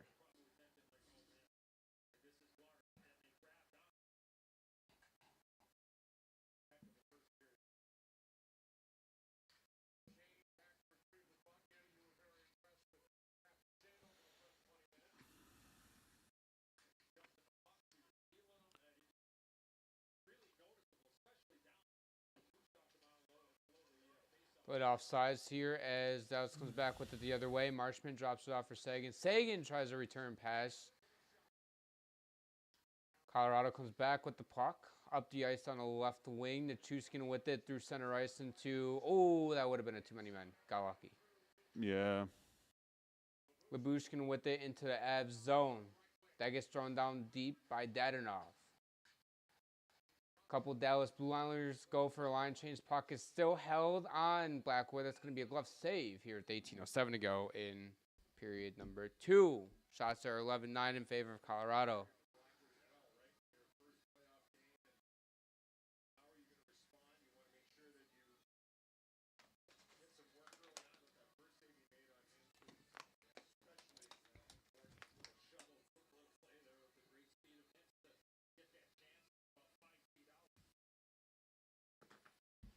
Face off here to the right of Mackenzie Blackwood as we're waiting on something real quick on the ice.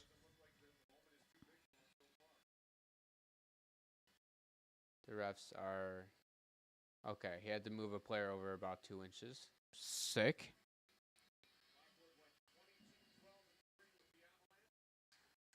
Face off here, won by Dallas. They throw that puck in deep. Never mind, that goes up and into the netting. Tipped out of play.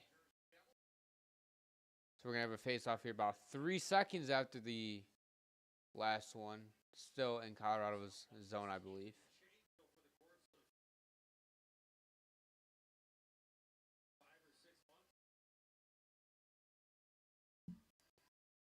Rope Hintz is now favoring his lower body on the bench, by the way. So something to keep an eye on here.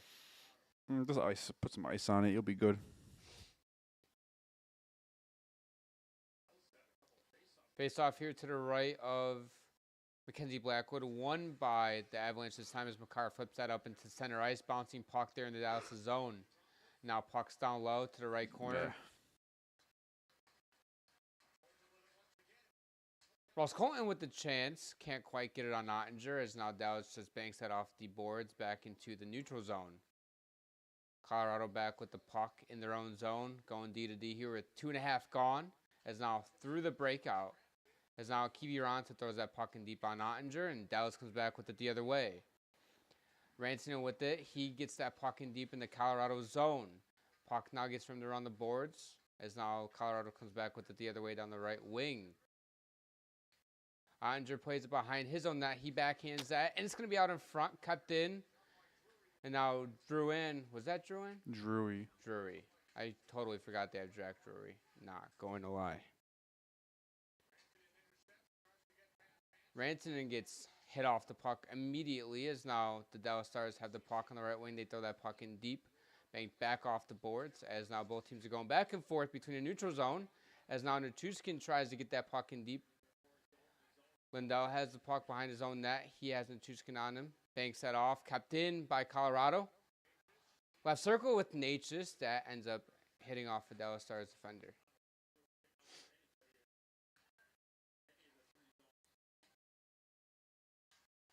Cal McCarr has a forechecker on him in Sam Steele, who, by the way, in last year's playoffs for Dallas was a huge contributor on that fourth line. A nice pass to McKinnon in the slot.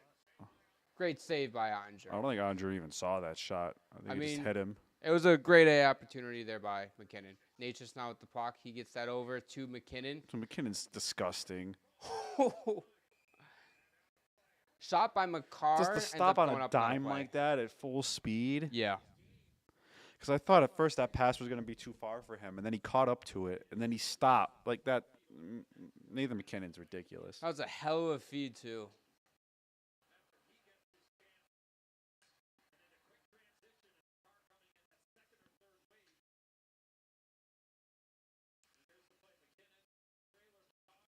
Oh, did he just miss the net? Yeah. Ugh. Head off the glass, up into the netting.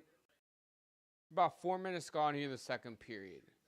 Shots are 1-0 in favor of Colorado so far in period number 2. Face off to the left of Jake Ottinger. Colorado wins it. Back up top to the right point. They try to throw it in on net, and that gets put back to the left half boards, but it's going to be back into the neutral zone. Colorado's low-key been killing it in the face-off dot. They are. They're killing Dallas right now. I mean, they've had possession of most of this game. Yeah. Especially so far through the second period. And it's going to be another offensive zone draw for Colorado. I almost wonder if you just throw McKinnon and McCarr back out there just because it's an icing and they're slightly tired. Yeah, fuck it. Why not? Well, that's rough. Yeah, Hintz will be fine. Just going to be a nice bruise there tomorrow. He hasn't been on the... Is he back on the ice yet? Probably just a pain management thing. He'll be back. I'm not saying he's not going to be. Face-off here is going to be won by the Dallas Stars. They look to break the puck out. Rims it around over to Jamie Benn through center ice. That pass is going to be too far. Dallas now with the puck. They throw it back into the Colorado Avalanche zone, back over to the left half boards. Left circle now below the goal line. Dallas looking to generate some type of pressure here as they haven't been able to at all in the second period. Colorado's been all over them here. Duchesne tries to get that puck into the corner. Can't do so. Kept in by Dallas. Shot there from the top of the left circle by Wyatt Johnston.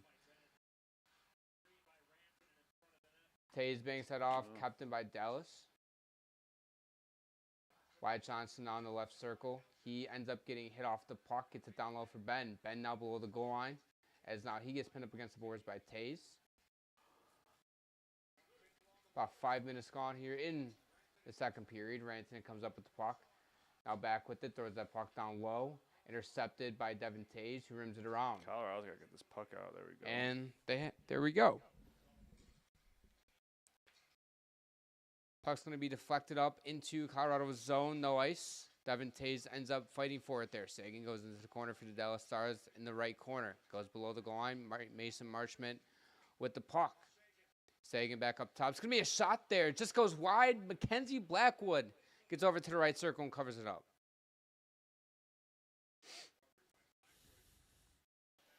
Now we got a little bit of words being exchanged by Marchment and Nichushkin.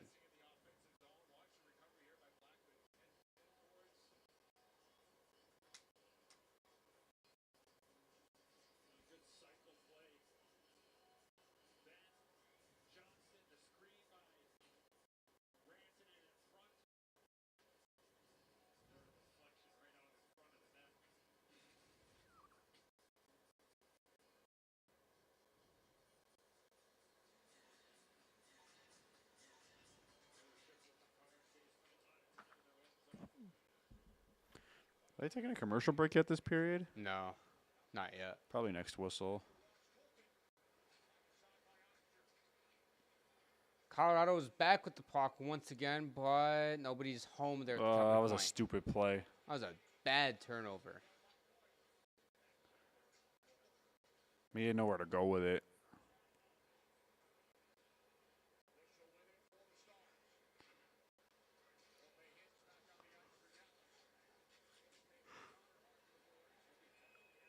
So it's going to be a delay of game.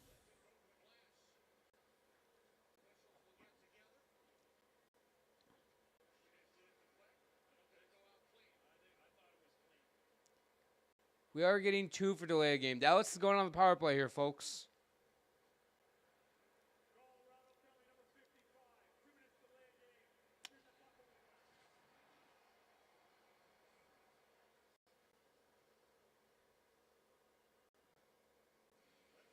So we are going to a TV timeout, but when we get back, the Dallas Stars will be going to the power play. So again, for most of the start of the second period, Colorado's been controlling it. Dallas has a huge opportunity here to take back momentum, get up 1-0, because frankly, the first team to get up 1-0 here, man. I know a lot of times it's not a super big deal, but when you're in a tight checking game like this, getting that first goal, especially when it's been 0-0 for pretty much half of the game, it's huge. A 1-0 goal could win you a game 3-1. So we'll see what Dallas can come up with here on the ensuing power play.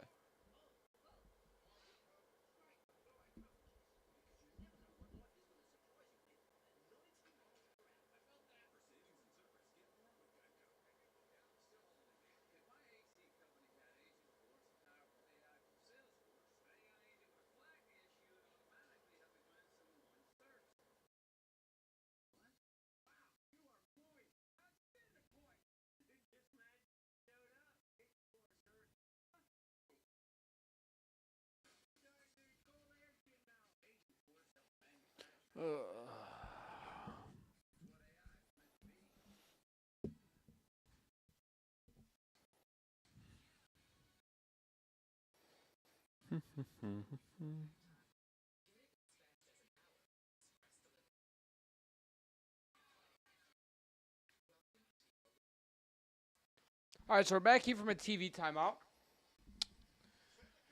So we have 13:42 to go in period number 2. Again, if you guys are just joining, Dallas is going to the power play after a delay of game call on Ryan Lindgren, who ended up getting acquired earlier this season from the New York Rangers.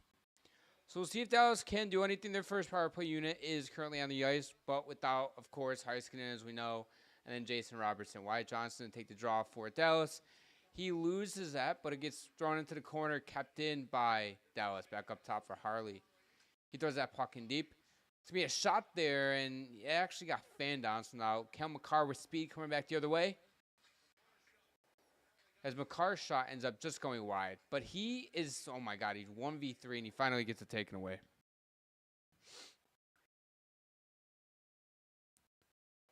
Now the Stars are resetting here with about 30 seconds gone into it. Back up top, Duchesne drops it off for Harley. Harley back over to Duchesne, the left circle. Harley, top of the point. Duchesne now. Duchesne down low. Johnston back up top to Harley. Harley with it. It's going to be, oh, what a play. What a save. Wyatt Johnston with a beautiful opportunity alone on Blackwood. And Blackwood, of course, coming up huge there on his left side with about a minute left here on the Dallas power play. Granlund ends up dropping it off. And good pressure there by Logan O'Connor. Long stretch pass there. Rantanen with that right circle. Nice little feed. Back over to Harley. Harley throws that in on net. Blackwood ends up with another huge save. Now Colorado coming back with it the other way. And Nichushkin down to the right circle. There's going to be a shot there. Goes wide with 30 seconds left here on the power play. Harley with the puck behind his own net. Looking to reset it. Both teams get some fresh legs out there. Long stretch pass. Harley through the middle of the ice. Taken away by Sam Girard, who fires that puck down the ice with 15 seconds to go here on the power play. Eininger plays it over for Harley. Sagan drops it back. And now Harley looking to break the puck off through center ice as he does so. Granlund with the puck through center ice into the Avs zone. He gets that puck down low, but it's stripped right away. Avs are now even strength. It's going to be a long stretch pass there. Coming out of the box is Ryan Lindgren, who gets taken down. Got tackled. Puck's in the Stars zone. Both teams battling for it. As now it looks like Kelly is on top of the puck, but it comes free. Marshman gets that puck back down deep as the Stars are getting a couple of fresh legs out there. Can't get it out, though. It's going to be a backhand there. Just goes wide by Eric Johnson. Steal back over to Sagan. Sagan's been out there for a while. He can't quite get the puck deep. Makar has the puck. He gives it back over to Manson. As Dallas keeps the puck in. It's going to be a shot there. Another huge save by Blackwood about 11 minutes ago here. It's going to be a shot there by Dallas again. Through traffic. Puck still in front. Oh, what a save. Oh, Blackwood my goodness. standing on his head. Nate just finally gets the puck free. Now Nathan McKinnon's going to put the team on his back. Drops it back. Oh, that goes in. How'd that go in? Did I just call it? Nathan McKinnon? I don't think it was. No, it was Lehkonen. But I want to see how this puck went in. But nevertheless, though, Colorado Avalanche go up 1-0 here. What a weird goal.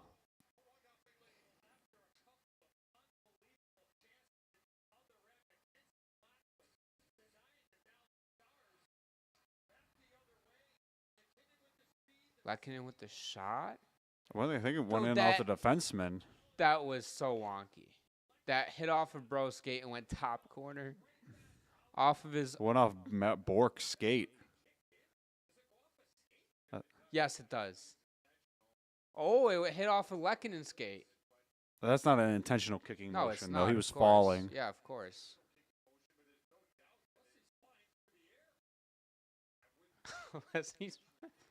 Yeah, that'd be a hell of a kick. That's clearly not intentional, fellas. He wasn't even looking at the puck. No.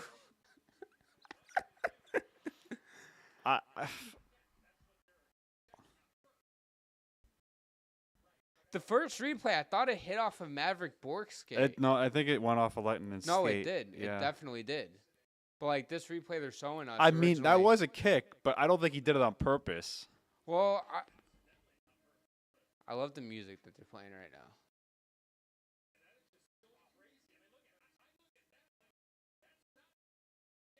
That's just more of a freak play. Yeah.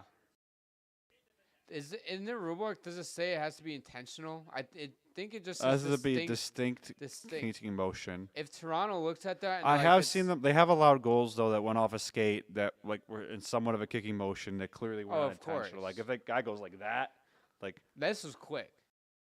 This was really a quick review. Is this gonna stand? It's a good goal. It stands, fellas. Yeah, he was falling.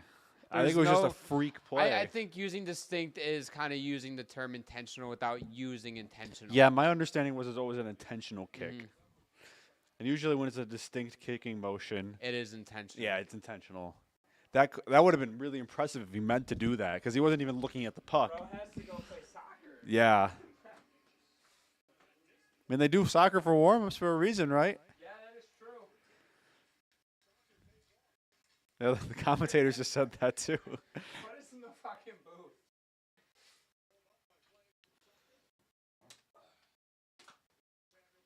Well, I'll get the crowd settled down. See if Dallas can get one back.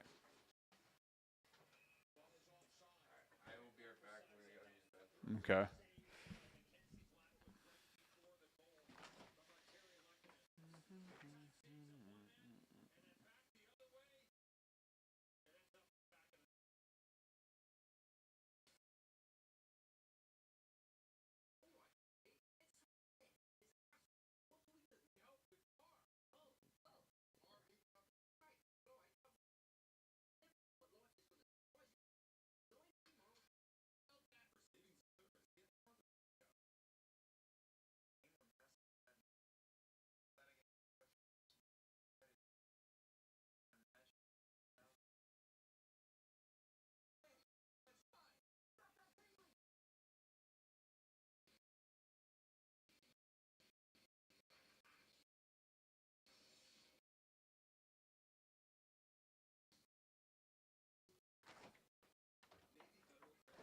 That was quick.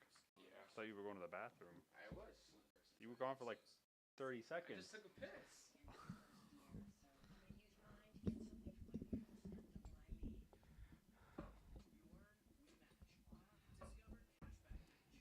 I'm still looking into my computer issue. Is that why you've been kind of on your phone a lot and shit? What are you kind of doing research and shit about how to fix it or what's going on?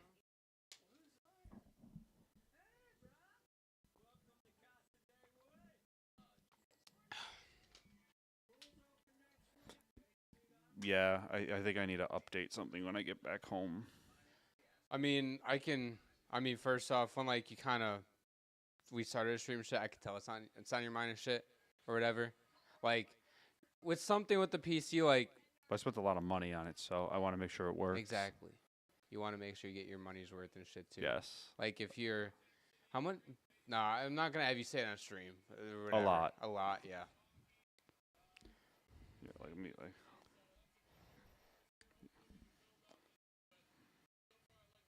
Would have been crazy if they called that back. Yes, Chris. Yes, Chris. So we're back here from the TV timeout. Faceoff's going to be inside the neutral zone. Dallas is going to win that. They throw that puck in deep. This price down here is what my computer is worth.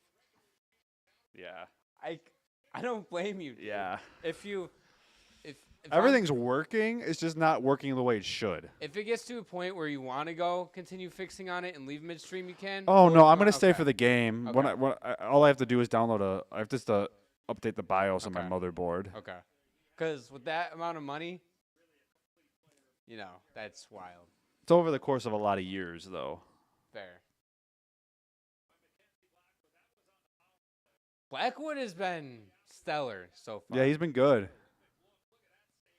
I'm not going to say my question, and by the Avs defense has been locked down too for him. Like, pucks out in front like that, you clear it out right away, you tie up the stick. Beautiful.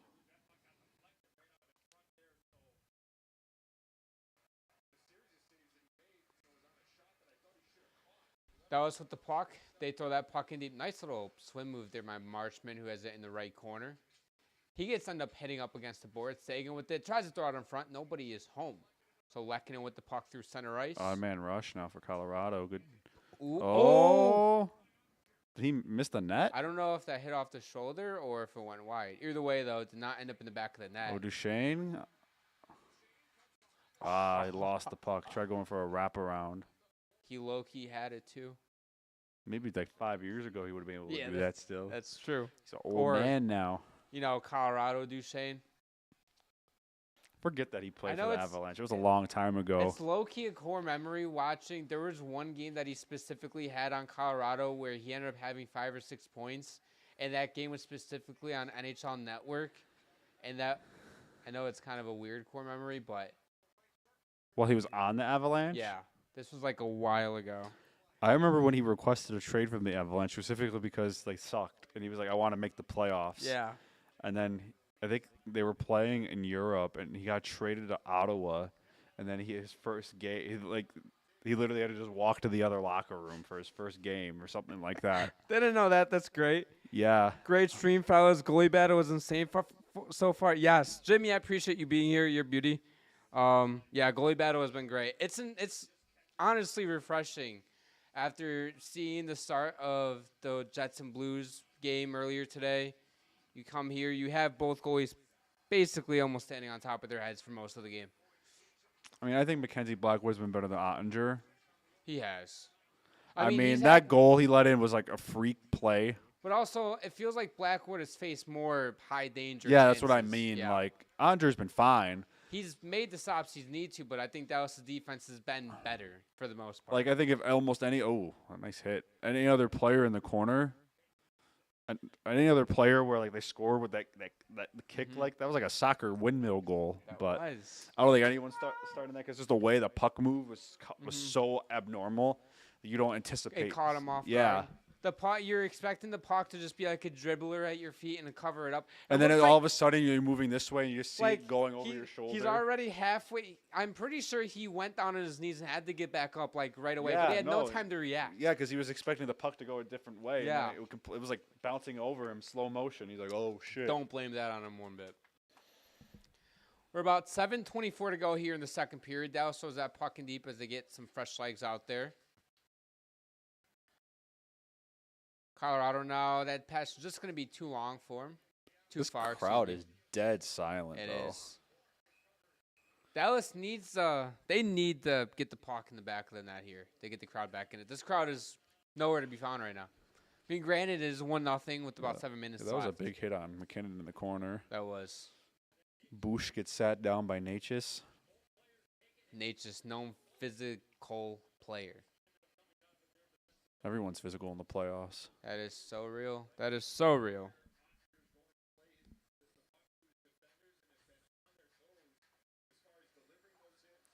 So 7:10 to go here in the second period. Shots are tied at 16 apiece. Face off to the right of Mackenzie Blackwood. Colorado won the faceoff again, but have a bad breakout. They finally get the puck out.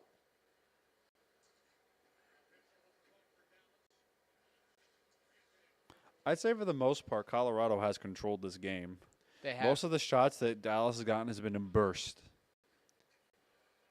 Weird kind of rebound there by Ottinger. He ends up covering it. Yeah, going back to what you said, you have a Colorado team that's been a lot of puck possession, a lot of, I guess, cycling the puck in the offensive zone, and then generating those opportunities off of the puck possession, whereas a lot of Dallas has been either off the rush or it's been some puck possession, but then they're going to scramble in front of the net. Right, they're getting the pucks to the front of the net, and then they're having somebody in front, or they're finding a hole in the slot. So, again, Colorado has been controlling most of this game.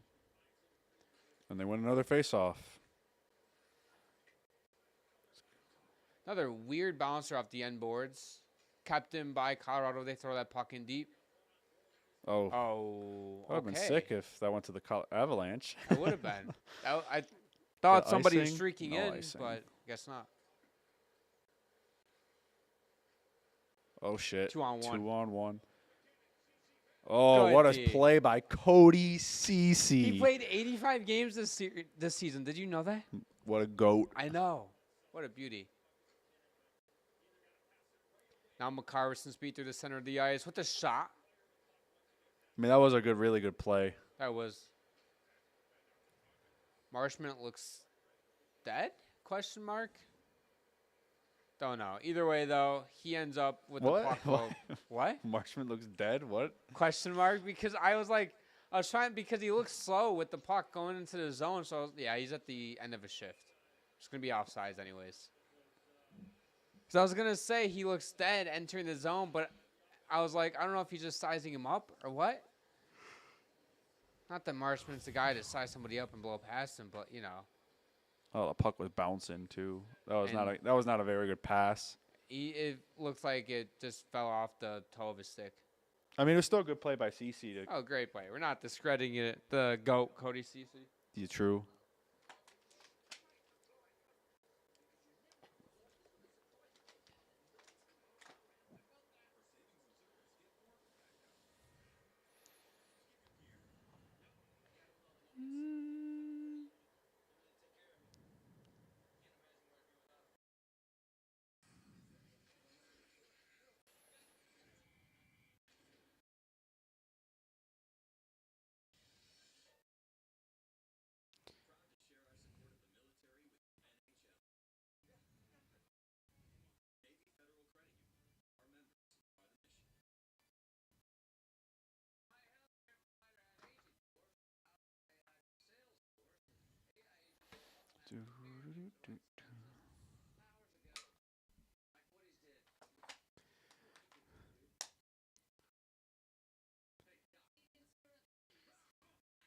Watching these games has made me understand that the playoffs are here.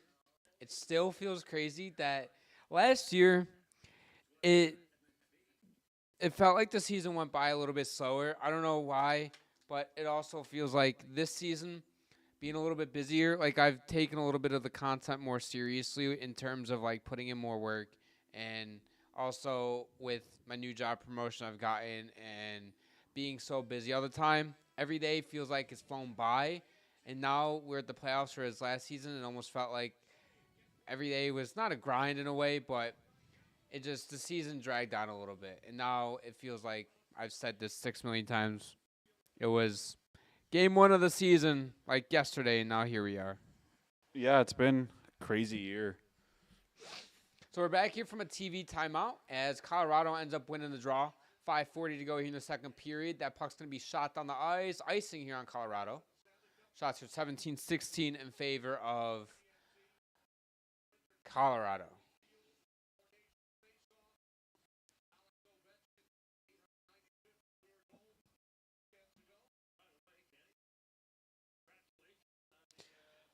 Face-off here is going to be to the left of Mackenzie Blackwood. Jack Drury wins it for Colorado. Colorado with yet another face-off win. That puck gets thrown into center ice by Colorado. Looking to get it in the Dallas zone. They do so. Ottinger plays it behind his own net. Lets it dribble back to the corner. On the left half boards, Dallas breaks it out. Wyatt Johnson now throws that puck into the left corner in the Colorado zone. He goes after it. Can't quite get to the puck. Colorado can't clear the puck out, and they do so successfully now. That puck's going to be another icing here on Colorado with 5:07 to go in period number 2, as the same Colorado group has been out there for a decent bit. By the way, poll ended. We have the Stars a 55% chance to win the game. Avalanche have 44% chance. Colorado is up 1-0 at the moment. Face off to the right of Mackenzie Blackwood. Won by Dallas, but Colorado gets possession.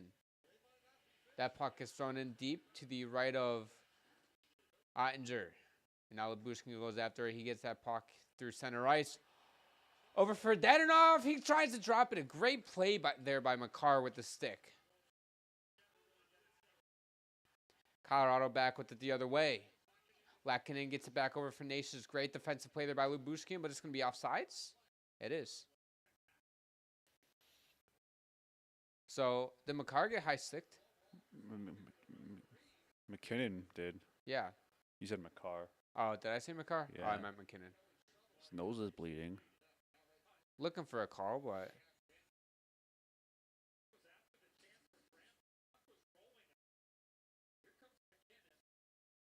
Oh, yeah. They missed a high stick. They missed the call there. That should have been a double minor.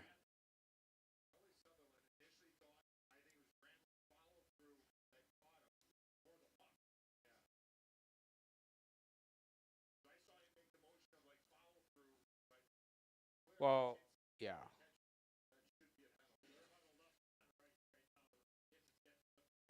Can they call a penalty there? Because I think once they miss it, they miss it. I've never seen them talk about that and change their mind. Are they what are they doing? Are they reviewing this? No, they can't unless they call it a 5-er.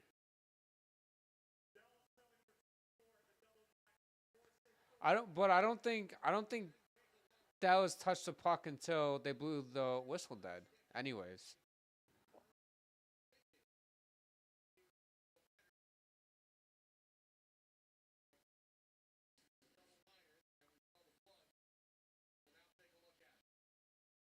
Well, it is clearly a high stick, guys. Just want to point that out. There's no debate on that, but again, it's I've why never is the seen call them so call a late? penalty. Yeah, I've never seen them do it like that before. I thought it was always if they miss it, they miss it. You can't undo it. So Rope Hintz is going to the box for a double minor on a high sticking. So was the initial call then? Was the initial whistle that was offside? Was it like an injury thing? I have no idea. I've never seen. I'm confused.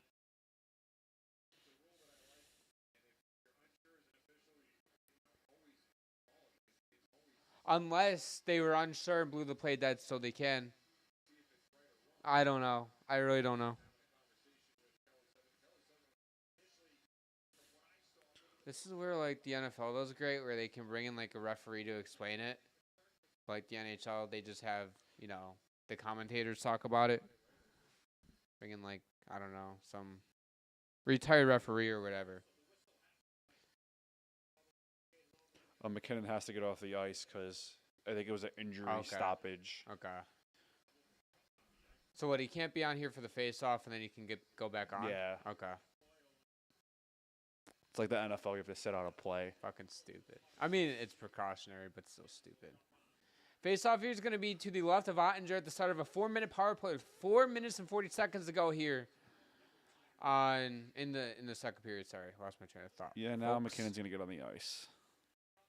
There he is. So the puck is back in Colorado zone. Makar with it through. Excuse me, Natchez through the center ice with it over to McKinnon. Colorado controls it here in Dallas' zone, looking to. Webcam just went out. Did it?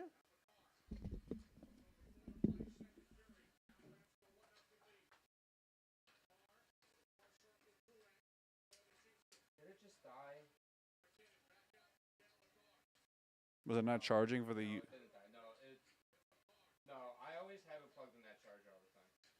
What, did it turn itself off? It must have, yeah. Either way, though, we're good.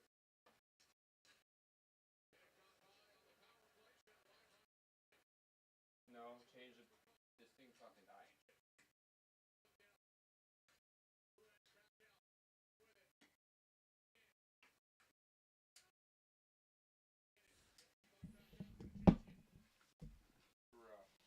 We are having some technical difficulties. Oh, and McKinnon scored.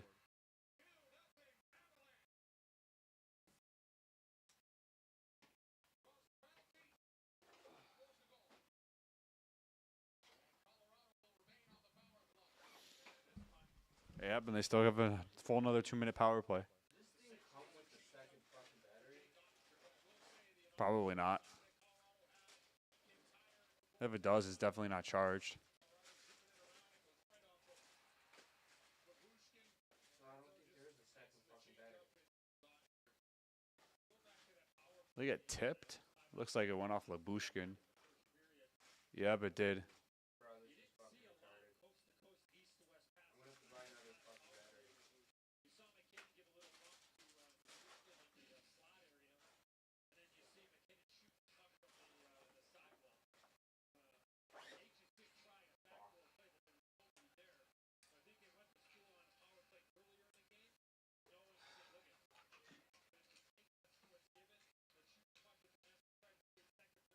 You can't, like, that's the only way to charge the battery. Yeah, it won't charge it through. It won't charge it through the camera.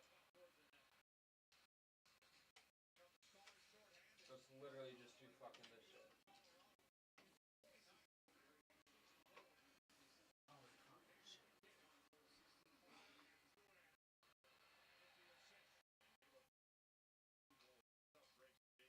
It's okay. I know, but it's just fucking. It's retarded. The battery life isn't even. Should we just end this? Should we just end the stream? Should we? I don't know.